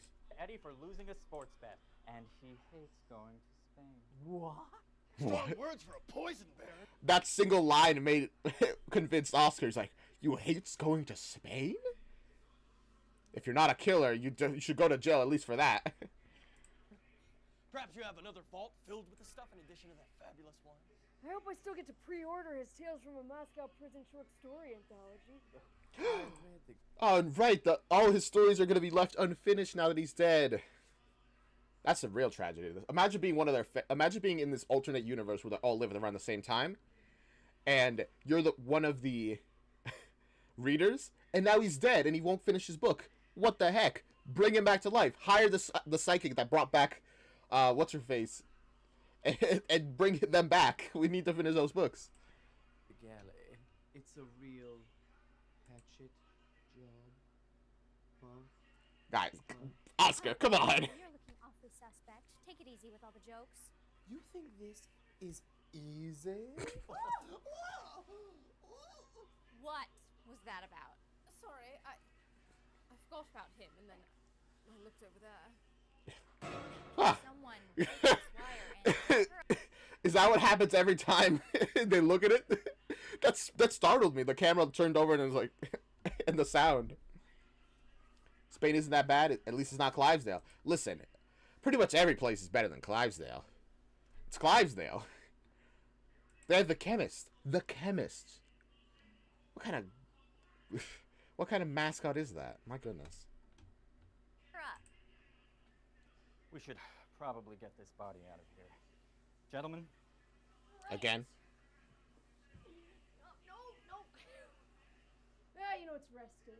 Probably shouldn't work the old muscles too much. Whatever you say, George. Despite what I said, George Eliot is a lady killer. In other words, like a murderer. Maybe. I could believe it. But they weren't here. So how... Okay. I'm pretty confident at this point that there's like an additional person. Because all the setups to kill people happen... I feel like it can't be them. Unless we're getting very selectively cut scenes where we don't see certain things. I just don't know. I think it's Agatha. I think Agatha is the killer.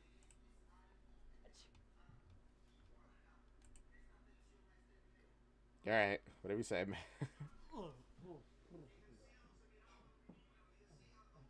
You guys gonna do stuff now? Yeah, whatever you say, Ted. Why would No, I kill him when I was the not Ted. Hemingway. He's just Ted a lot in my head. only one with him? It's far too incriminating. I don't know.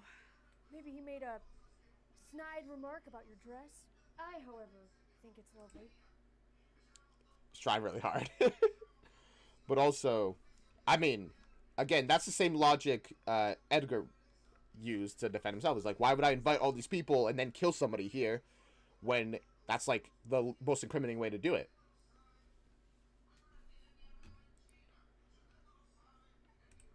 Where'd you get it? In case I want to buy one for my lady friend, who I am courting successfully. You're trying so hard. Might pass out from all the blood. Oh, hang on, dear. You're just a little flush. Thank you, Miss Lee. I am truly sorry for your loss tonight. Or maybe it's them. I don't know. Aren't you more concerned? People are dying around you. You could be next. Is that a threat, Miss Bronte? Not really. It's just a genuine. It's just a genuine. Why are you being so calm? By the way, I've seen this. I'm just saying what I would if I think if I hadn't. Okay, that's fine. As long as you don't spoil anything. Hey, okay. I lived across the plot of land Mr. Eddie owned. Across from a plot of land Mr. Eddie owned. Is that I so? used to build a branch of his bank there. I fear I was so distraught over the people and noise it would attract. I wrote him several strongly worded poems begging him to reconsider. But I am sorry this happened. Ladies, I'm sorry. Okay, so now we know why she... what's her motive, potentially. Everyone literally has a motive. I said there was Agatha as a joke before, but the more we see, the more I believe it might be... you said it as a joke, but it really, like, stuck in my brain. I'm like, maybe that is the case of what's happening here. This is my most foppish shirt, and I must attend to it immediately in the bathroom.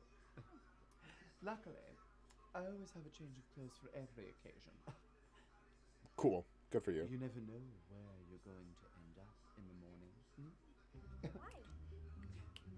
I could stand to use the little boy's room and take off some of this bird poo. Oh. I'll show you to the washroom. Lenore, Emily, watch Miss Bronte. So, who does your hair? Works with ectoplasm. I can't even with... Just trying to make conversation. He only works with ectoplasm? Is there like a whole spirit, you know, business for doing clothes and hair? Also, this is her wedding dress. Man, good thing that she died in like a nice nice clothing. She can keep that in the afterlife. You're gonna have a trove. Also, saying you can't look at her, that's kind of a problem. You're supposed to keep your eyes on her, you know? Celebrated authors down here soon if we don't nab the culprit. That's true.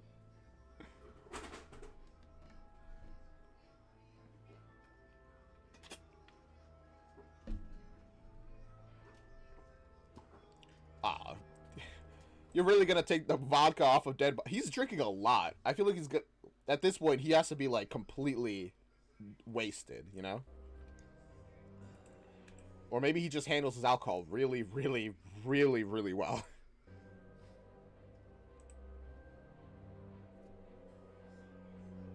What's he looking at? Here you are, Oscar.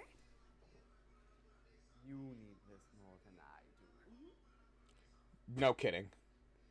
Oh, no, please. Ladies first. I'm sure I have no idea what you're talking about, but thank you very kindly. Literally everybody knows. It's not even like a it's not even a secret. That must be the great Miss Agatha Christie. Don't just leave her there. Finally. Is this actually Agatha Christie? We are indeed.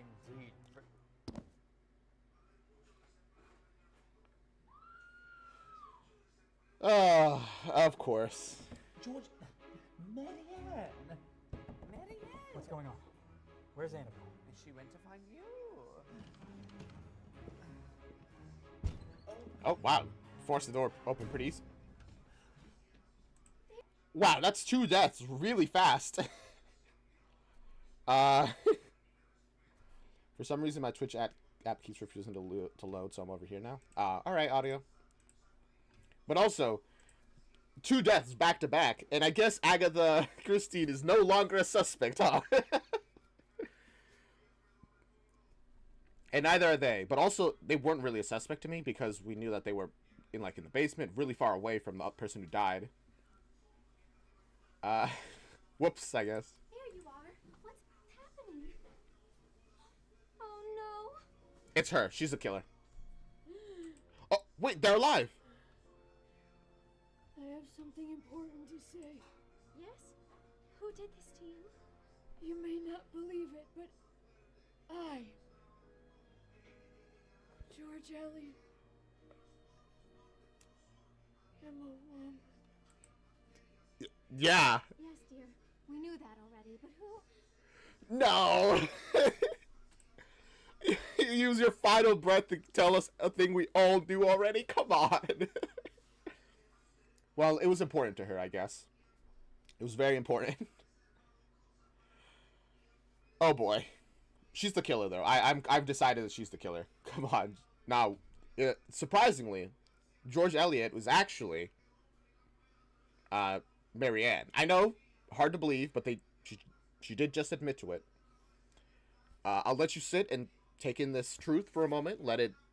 This massive brain melding revelation just. Have you taken it in? Are you ready to proceed in this world with this new perspective on it? All right, we may continue. She thought she put up a great act. She really did. Well, think that at least. Wait. Where's Ernest? Not here. Charlotte can't be the murderer. She was with us the whole time. Thank you. Her only crime was being totally basic. Rude.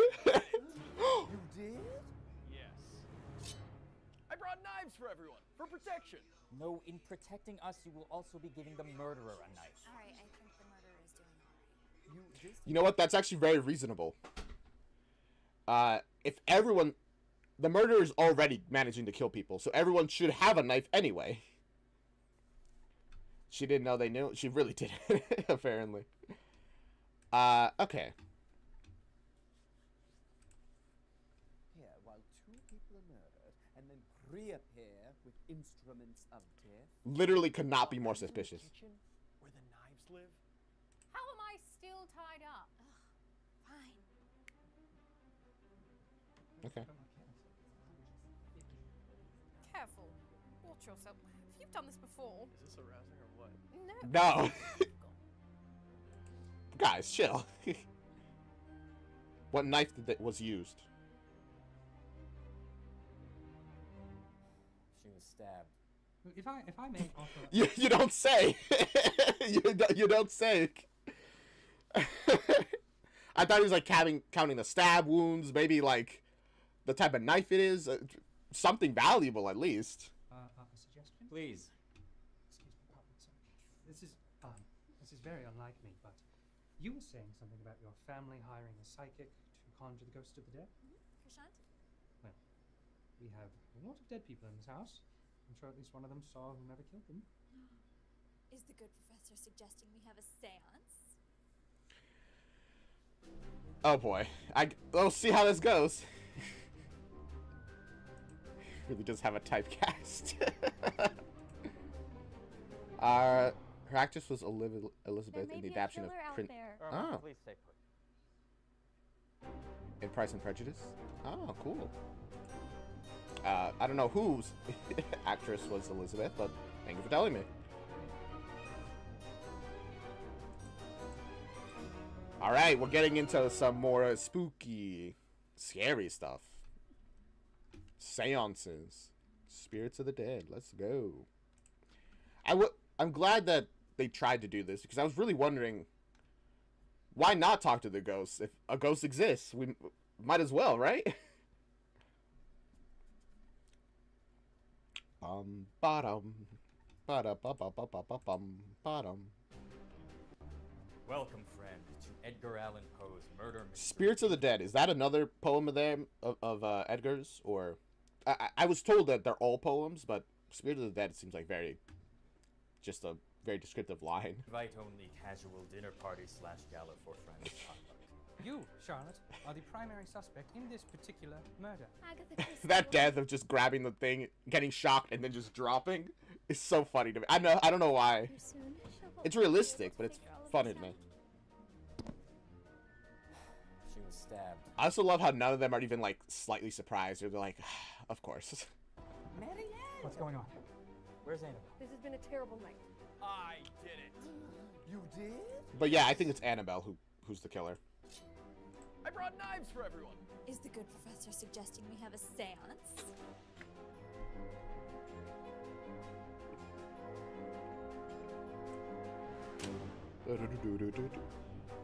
Earnings timing. Oh, there's no thing for Emily this time. Charlotte Bronet. What? Emily again? H.G. Wells, Oscar Wilde. Emily, stop. Annabelle Lee. He's like, no, stop taking her away. Lenore. Edgar Allan Poe. Emily again. No respect for Emily, man. Come on. Even to the intro. Spirits of the dead. She should be here soon, guys. How do you know this conjurer? She's the one who summoned me. So good with dead people. Again, do not tell her about the murders. She must know nothing. Why? Don't tell the psychic ghost summoner about all the dead people. Got it. She's here. Okay. So how did Lenore contact her through like some like spiritual way? And she can't do that for the police, I'm guessing, because could she? Calm down, Edgar. This will all be sorted out soon. I just wanted to have a nice dinner. Gathering the most brilliant minds in literature? Something was bound to happen. Honestly, true. Even if there wasn't an actual murder, some of these authors did not like. They were friends, but they're all such different authors. Eventually, somebody would have talked about how the X book is terrible that this one author made, and things would have went so off the rails immediately. Thank you, Oscar, for the implication that I'm a brilliant literary mind. Oh, yeah. Oscar Wilde. And you are? And Emily. I've been here all night.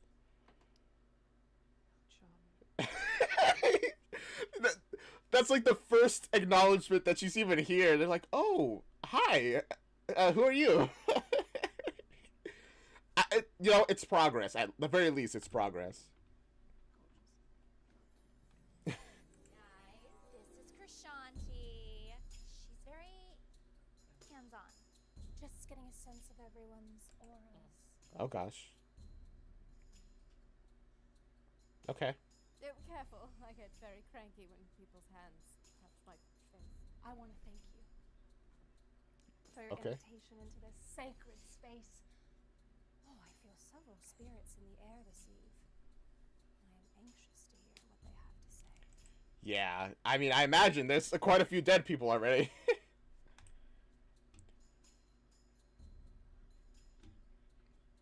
Thank you. Form a circle, everyone. I need a...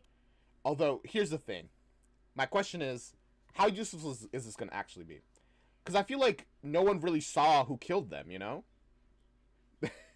They all, like, missed. Either they were hit in the back of the head, so they probably wouldn't have seen it. It was dark, so again, they wouldn't have seen it. It was indirect, so they just wouldn't know who's actually killing them. My new guess is that every murder has been done by a different person. They're all just killing each other just because? Maybe. I can't deny that possibility. candle. Unused white to cleanse the room. Yes. Good God, man! Are you opening up a chandlery? What?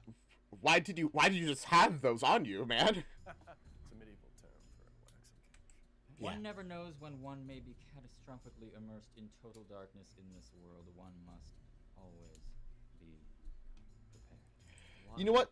To be fair, that's actually kind of reasonable. Because in this time, electricity wasn't everywhere, and it could go out. So it actually does make kind of sense to have a ton of candles on you. Because it genuinely could just be stuck in darkness for a while.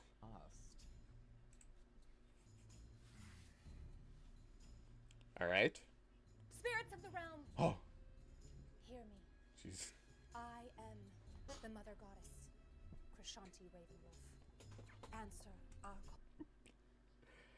Krishanti Ravenwolf. I'm sorry.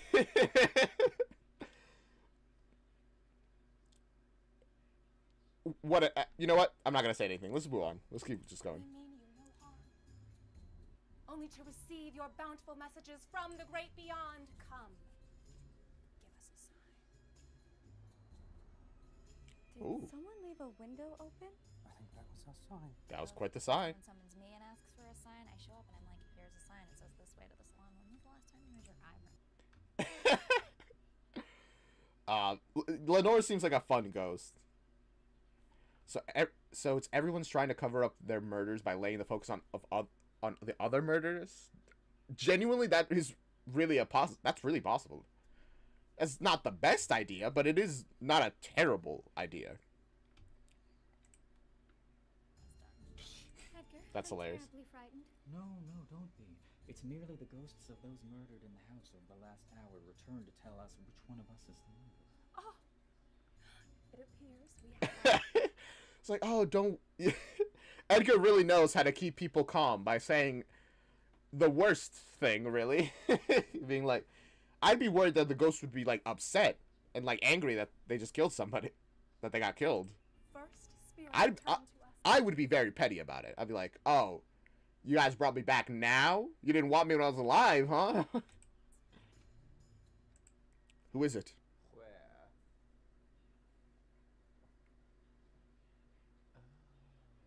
I'm not a ghost. I'm a live person. Ah, you're another. Bro, it's so bad that even the... It's literally so bad even she thought there was an actual ghost. That's rough, man. Apparition from another realm, speak your name! Oh, may I join the choir invisible, of those immortal dead who live again. Whoa. Minds of those made better by their presence, live in pulses stirred to generosity. Indeed, Strangely are our souls constructed, and by such Here they soft are. ligaments are we bound to prosperity. Pass it off to Drake. Guys, really cool that you're being very, writer. I'm sure being dead gives you a lot of time to really think about things to say for when you come back. But maybe tell us who killed you instead of, I think, possibly quoting stories of your own about death. The axe, quite up, swinging it with both arms, scarcely conscious of himself, and almost without effort, almost mechanically, brought the blunt side down on her head. Yeah. Yes, we understand. You are all very... They're very verbose, talking about their stories. It seems they're quoting it. So it's either that theory about them, or they all just want to really kill each other, and they're taking the opportunity. I could see that. I've heard a lot of authors did not get along, although a lot of them were also friends anyways, despite not getting along. They specifically didn't get along about their stories, but they would, be friends in general, besides that. verbose. Now get to the point. Yeah. This is why Hemingway despises writers. He, as mentioned in the chat, he is a lot more straight to the forward and to the point.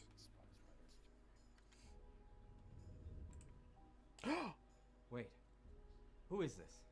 Spirit, speak your truth to us. She is not able. The past comes into the present. The one who kills for sport. The one who couldn't bring me back. Beware. Sorry. I'm allergic to lavender. Bro. It's just all over the room now. Wait, what does any of that mean? Sage, then, perhaps to continue the seance, I will cook it. She's about to get murdered. I'm going with her. Please don't leave her We alone. really should stay together. She can't go alone. There may be a killer out there. Irma, please stay put. No, I'm standing up for myself. Ah. Good try, Emily. I am now standing up for myself, and I am going to find the sage that she needs for the ghosts. I am not nobody. Who was that? So who's with me in saying that Dostoevsky is rocking the dead vibe? Honestly, of the three of them, Dostoevsky definitely was the most chill. She stood up for herself for a bit and then fell. Am I right? I thought he looked stupid. You're just jealous. One who kills for sport. I got it. Isn't that you? Kipling. Rudyard Kipling. It's him. Can't believe it. Huh? Who? What are you even saying?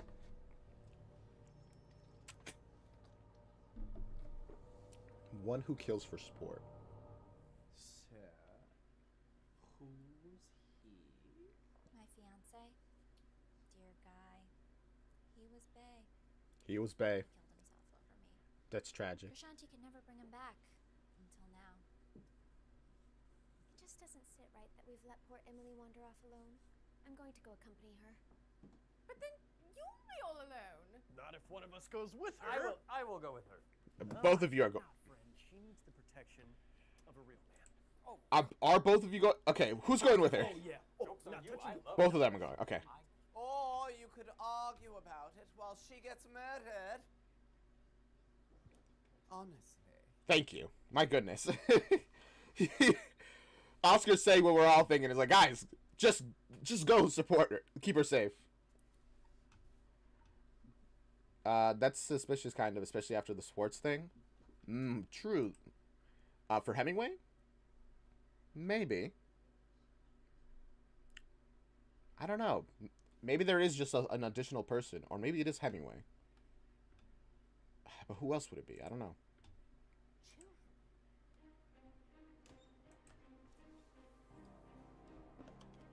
What are you doing? You know, I shouldn't mind my own business. But it's so boring compared to other people's. You know what? Reasonable. One look at her, he's like, I don't want to stay in a room with you. You're gonna really leave her to be killed in the same room that Dostoevsky was killed in? Come on, guys. I'm not going to wait here for you. Do you hear me? Do you hear me? No! They left him alone! Oh, dear. That's terrible. He even knows. He's like, oh gosh. Hello, yes. I was hired tonight for a dinner party. A seance. I think I may have uncovered the identity of a murderer in the process. The killer is here, in the house. Wait. Oh gosh.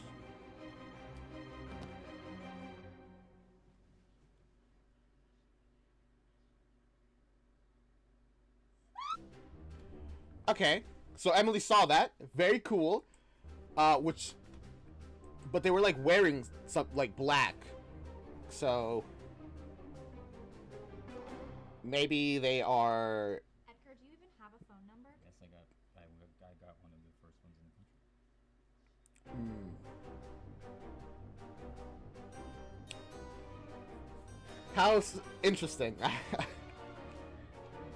But that was, everybody was together, so either it's Hemingway or it's none of them. That's pretty much all I'm seeing. That's episode 8. Where is episode 6? Give me a moment to find the next episode. Or 7, I mean.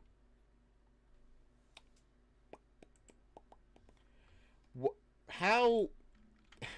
Very interesting. I have no idea who could really be the killer.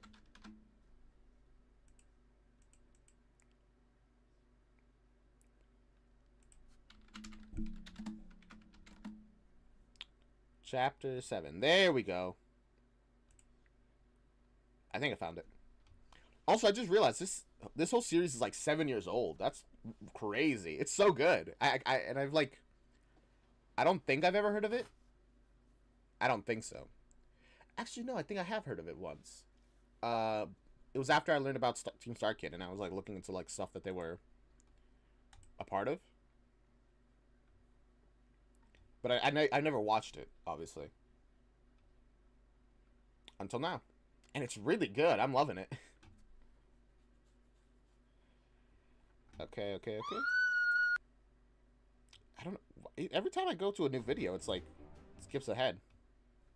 Maybe it's automatically skipping the intro. Which would be kind of fun, but I don't want to completely skip the intro. Maybe we should skip the whole... like, look back on it, though. Alright, what's Emily like here now? This is the only reason I want to see this. Oh, Emily. The one time we get like a view of her, and it's because she's like tripping. No respects, man.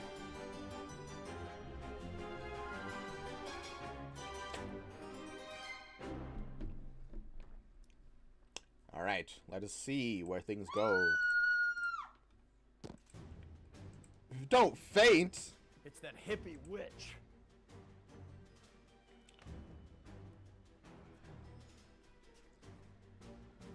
She's dead. Okay. Everyone, look around for clues.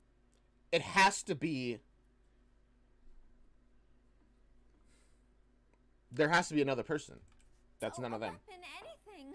I'm taking a page out of your book, Ernie. Careful, you won't have many pages left. Hey.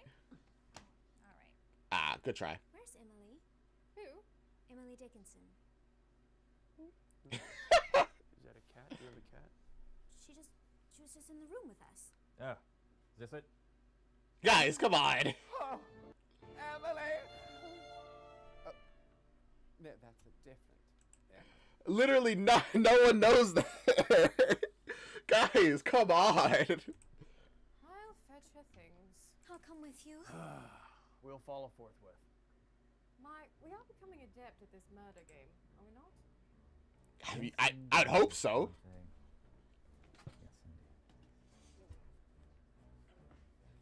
Oh boy, another body for the cellar. You don't even have a phone number. Yes, I do. It's 555. That's not enough numbers Is, for a phone how many number. numbers are in your phone number? No, None. it's a You number don't with have all it. She's dead. Again. Did you see anything? Guys, come on. Literally, just let her get murdered. The one person who probably could have helped because she saw something. Crushed by the feather of loneliness. Emily. What, we leave for 1 second and a dead person gets re-murdered? Okay, we all left the study. Any one of us could have killed Miss Krishanti or Miss Dickinson. If I had to guess, Emily witnessed Krishanti's murder when she came to accompany her. Yeah, but who here had the motive to kill the Jingle Jangle Witch? Lenore, you have weird ghost powers, and she could never bring back your boyfriend. That's Fiancé. Balderdash. I am the one who suggested seancing. But also, it's Boulder Dash because, guys, he was like with you.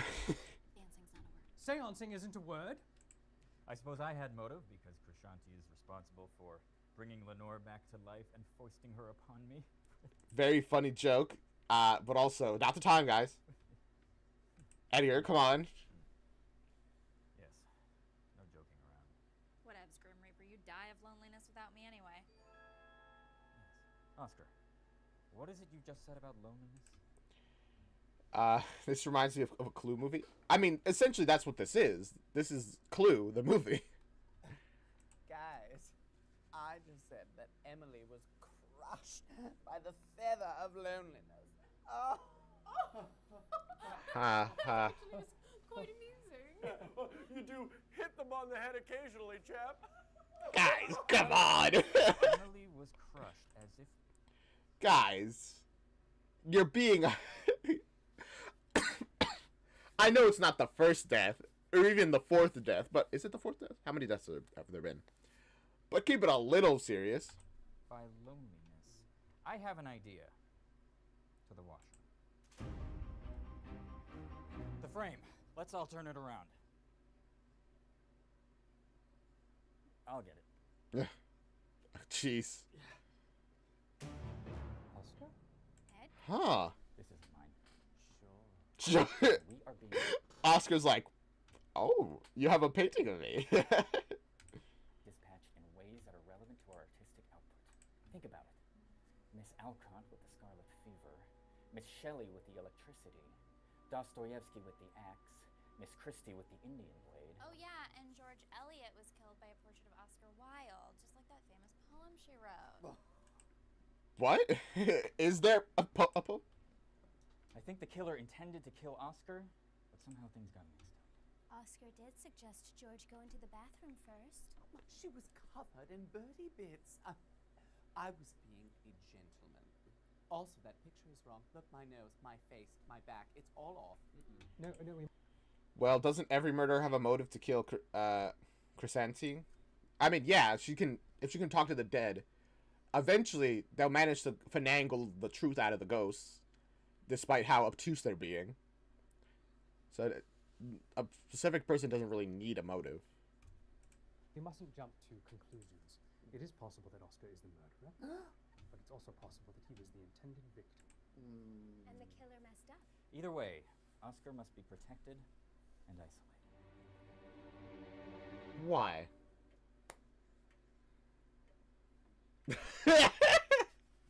Standing around silently and staring. Sounds like another Friday night at Edgar Allan Poe's house. Guys. I fear I may be of more use to the cause if I could continue my work around the house. I assure you, I am working on a system that will help us solve this mystery. If you don't die. Is he? Well, there are a lot of wires, so I'd say that's promising. What if he's the murderer? No, literally, Noah's like, I have no idea what he's doing, but it seems cool, I think, maybe. I'll go with him again. But what if he murders you? I'm already dead. Fine, Lenore, HG, please, hurry. We're running out of time.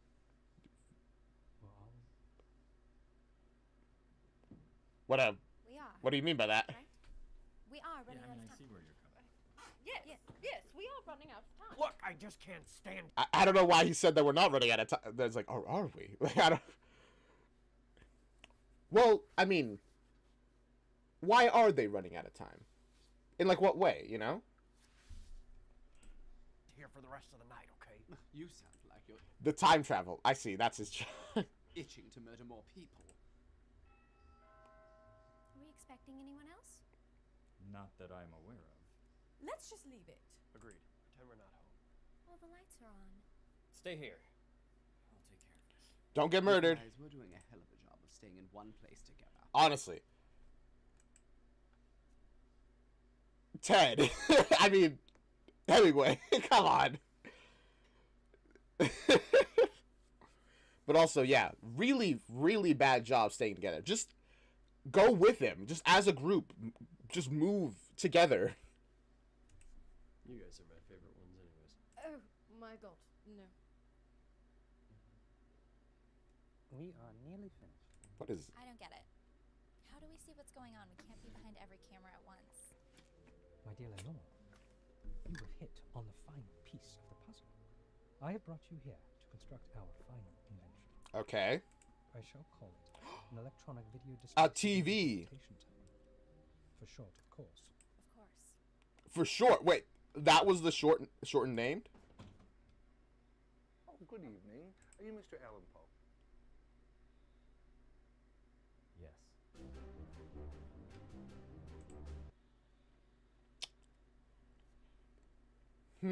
That was a suspicious response. Is he gonna convince them that to leave? If he is, then I'm gonna become way more suspicious of him. Everything about him, really.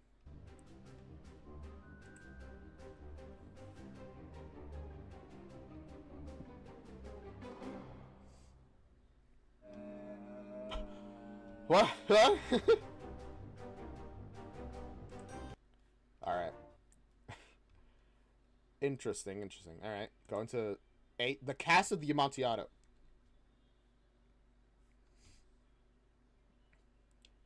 Personally, just based off what we're going into, this makes me think more of the Telltale Heart, but I don't think that's an Edgar...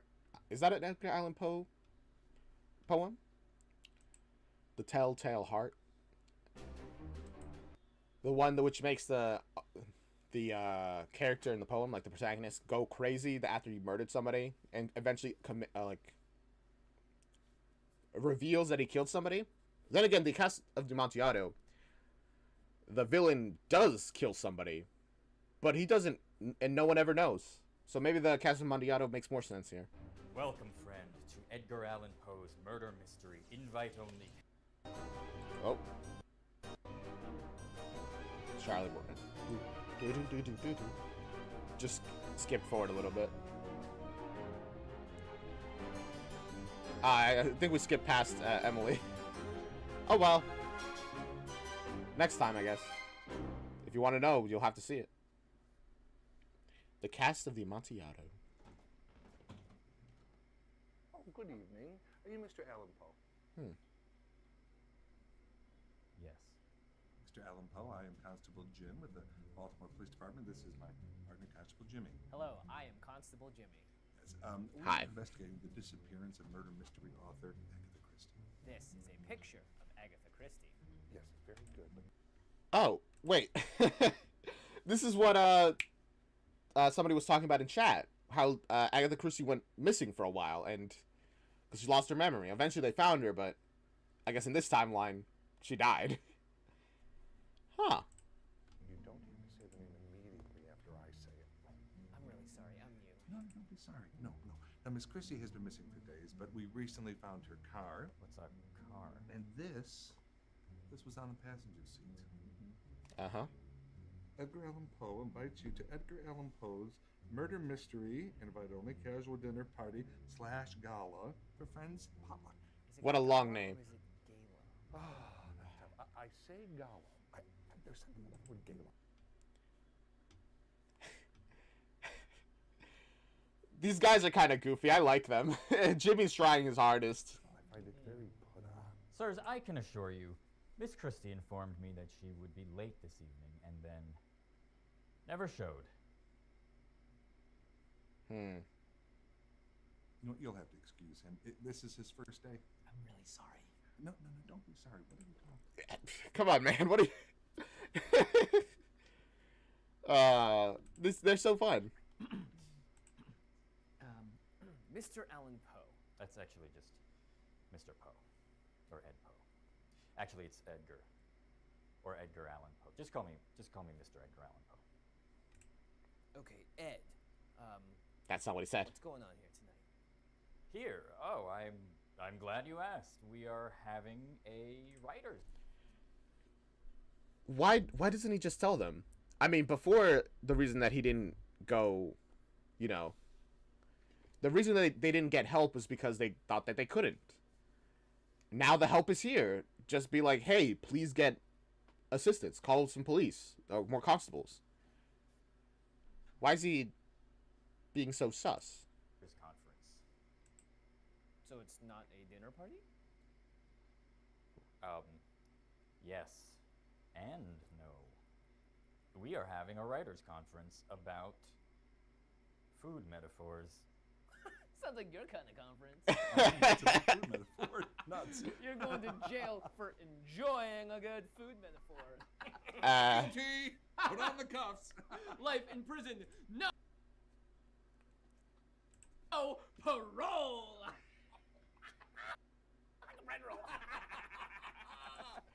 Okay.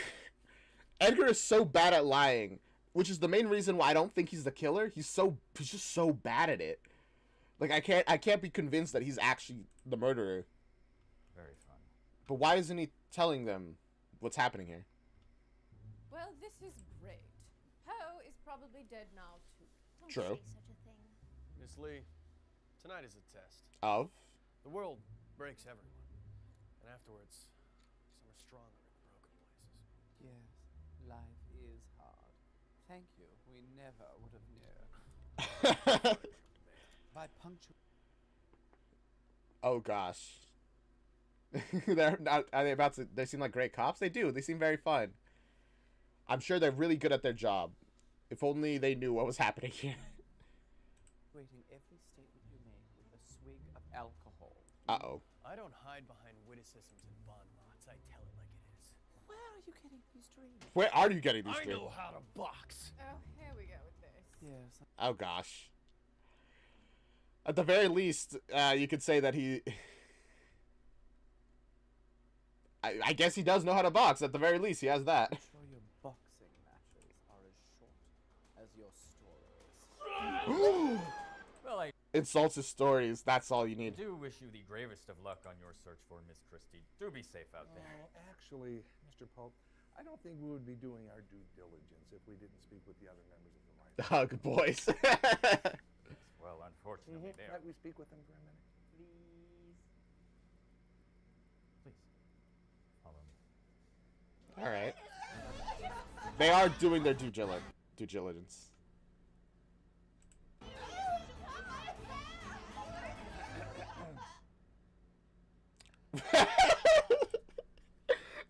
Immediately, they're like, things got so crazy.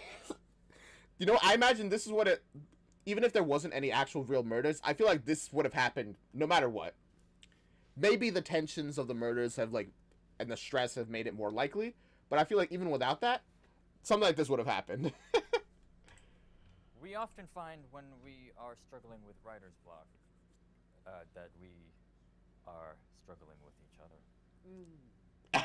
We are so sorry to interrupt. There's like, you know what? That was a pretty good, like, way to cover it up. It's like, this fighting, it's part of the creative process, guys.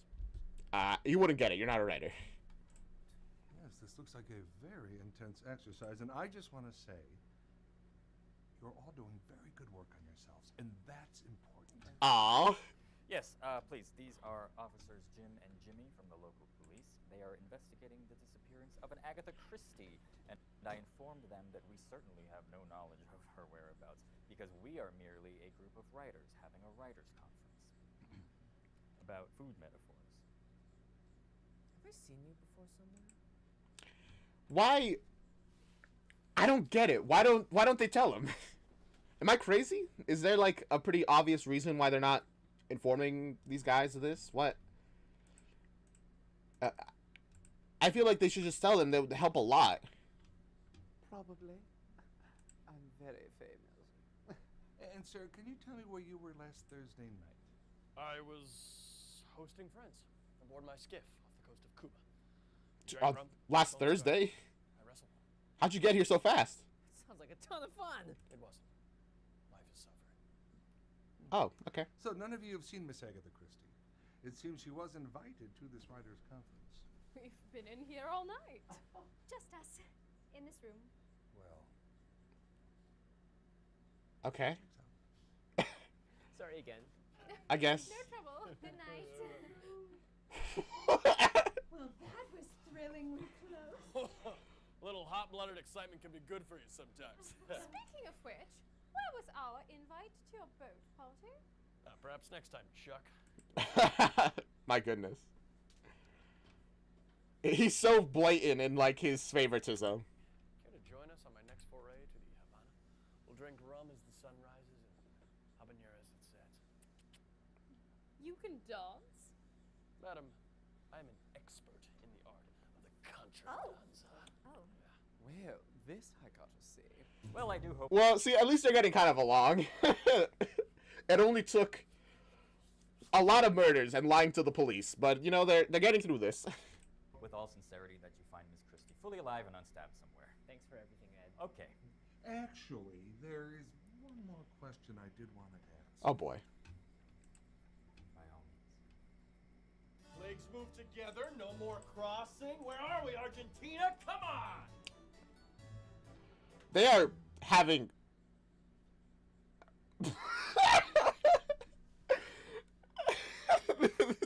This is a very funny episode. It's interesting they're having so much fun. Often with food metaphors, are we hungry for food? Or each other? Ah, it's so deep. I'm just so impressed with your dedication to your craft. I don't mean to interrupt. I just wanted to get an idea of the times that everyone got here. Well, I arrived a little bit past 6. Never be too available, you know. 6:15. Fashionably late. Time is a construct, inherently tying us to death. Everyone decided to be here late. Just why? Undo every shackle, unseat every oppressor, and time will be there still, inexorably laughing at us until the bitter end. I was here at 6:25. There you go. Thank you. I was the last one here. 6:45. Just myself. No one else.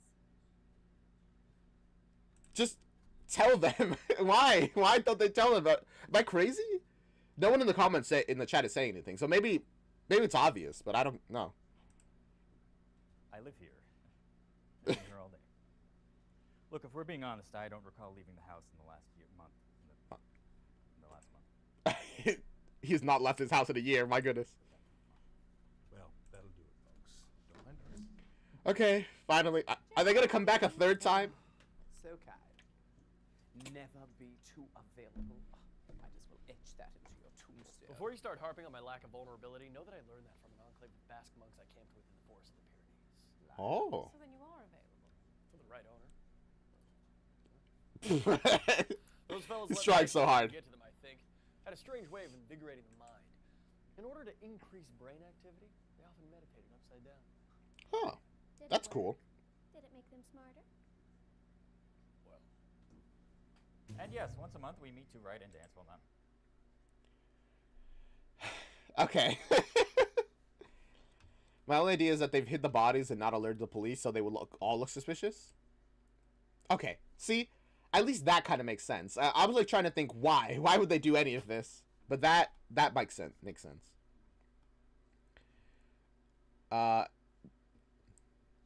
Also, wasn't there a note not to call the police? I mean, yeah, there was that note, but again, as you're saying as well, now that the police are here, you might as well tell them. I don't like that. Thanks so much for everything, Ed. Please let us know if anything comes up whatsoever. Actually, there was one other thing I wanted. For crying out loud. I don't even know. All right, fighting and dancing I get, but upside down meditating? Well, I don't see what this has to do with writing food metaphors. We're gonna need some honest answers here. Come here. I've got some questions for you. Oh, Jimmy, you got a backbone now. I can't get out of this chair. Okay, stay there. I'll come to you. Okay, cool. Were you at the Vivian Nightingale Memorial Ball last year? Oh boy, sounds like a place I'd be. Do you know an Eddie Dantes? Who now? Eddie Dantes. That's where I remember you from. You two were at the party last year. Huh. No, I must have been out of the country. You were both very drunk. Okay. What is this?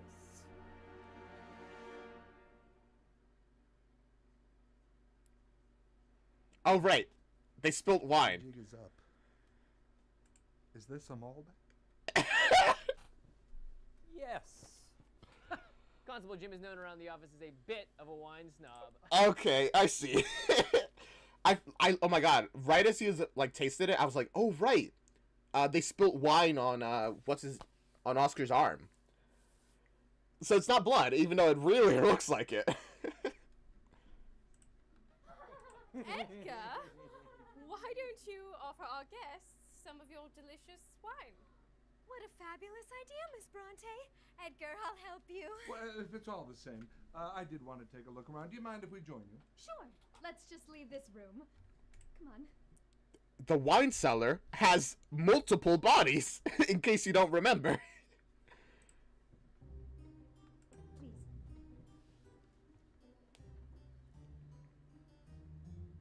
They're suspicious, but they're not sure of what. I want you to have the honor. Now, when I turn on the tordonculator, the Chimera's The tordonculator. will be triggered, and what you see on there will appear on it. Is that a real word, or did he just make it up?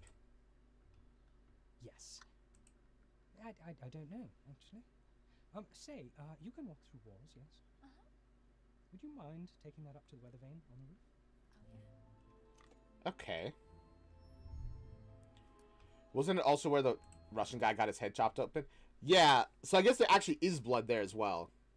He just got lucky and he touched the wine rather than the blood. Crumpets. And this is where the food metaphors are really over there. They are over there. Right this way, gentlemen. Guys, you didn't even remove the body? Where are you going there? I believe I have a very good full-bodied Malbec in my wine cellar, so I'll go get that. Oh, lag. Stay here. Ignore the body that he's dragging away. Here, at this. Guys, this literally could not be more suspicious. At this point, if they figure out what's happening, you're all arrested. It's a mustache because Edgar has a mustache. Very How cute. Are we allowed to drink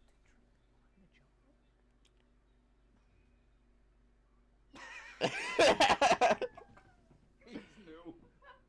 Very funny though. I enjoy him. Yes. Probably not, but who's gonna stop him? Especially, they don't have body cams back then. Oh, I couldn't find it.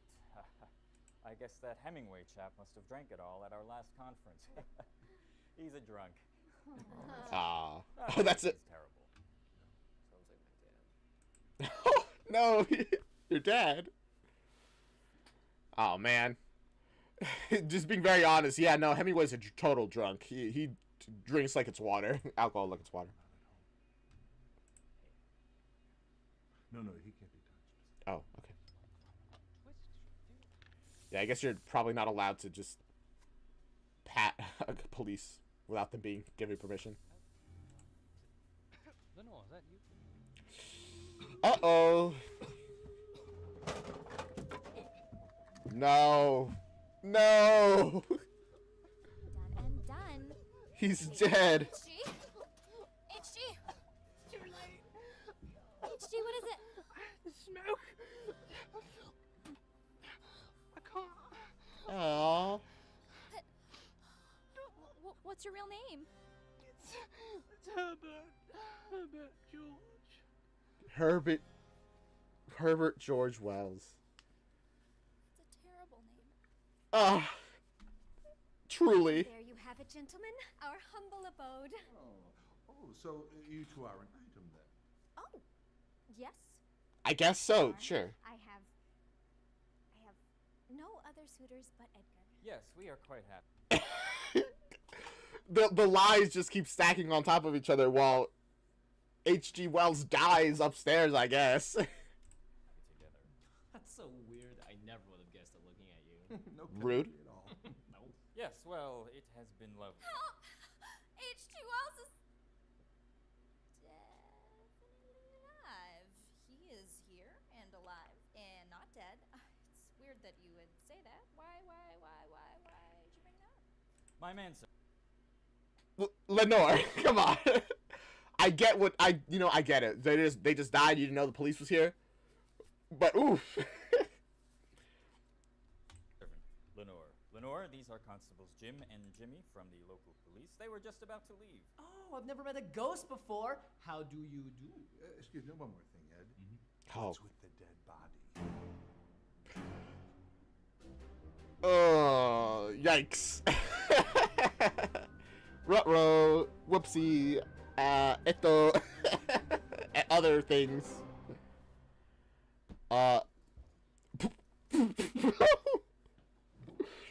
That's a good episode.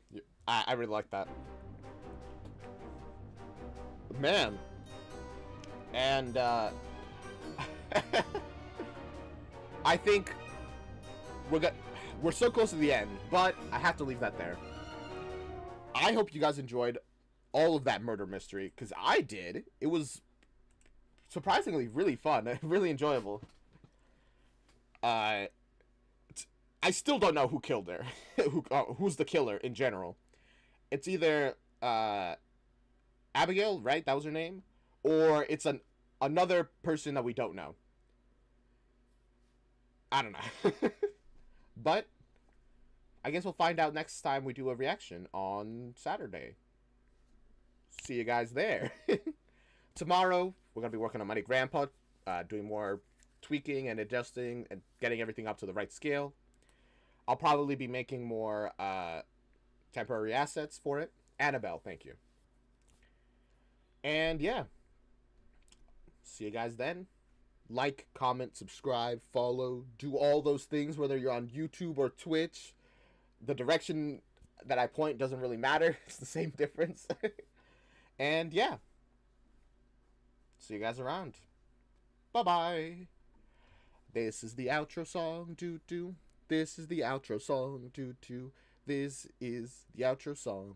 This is the outro song, doo-doo. Outro song, outro song. This is the outro song, outro song, outro song. This is the outro song. Do do do do do do do do do do.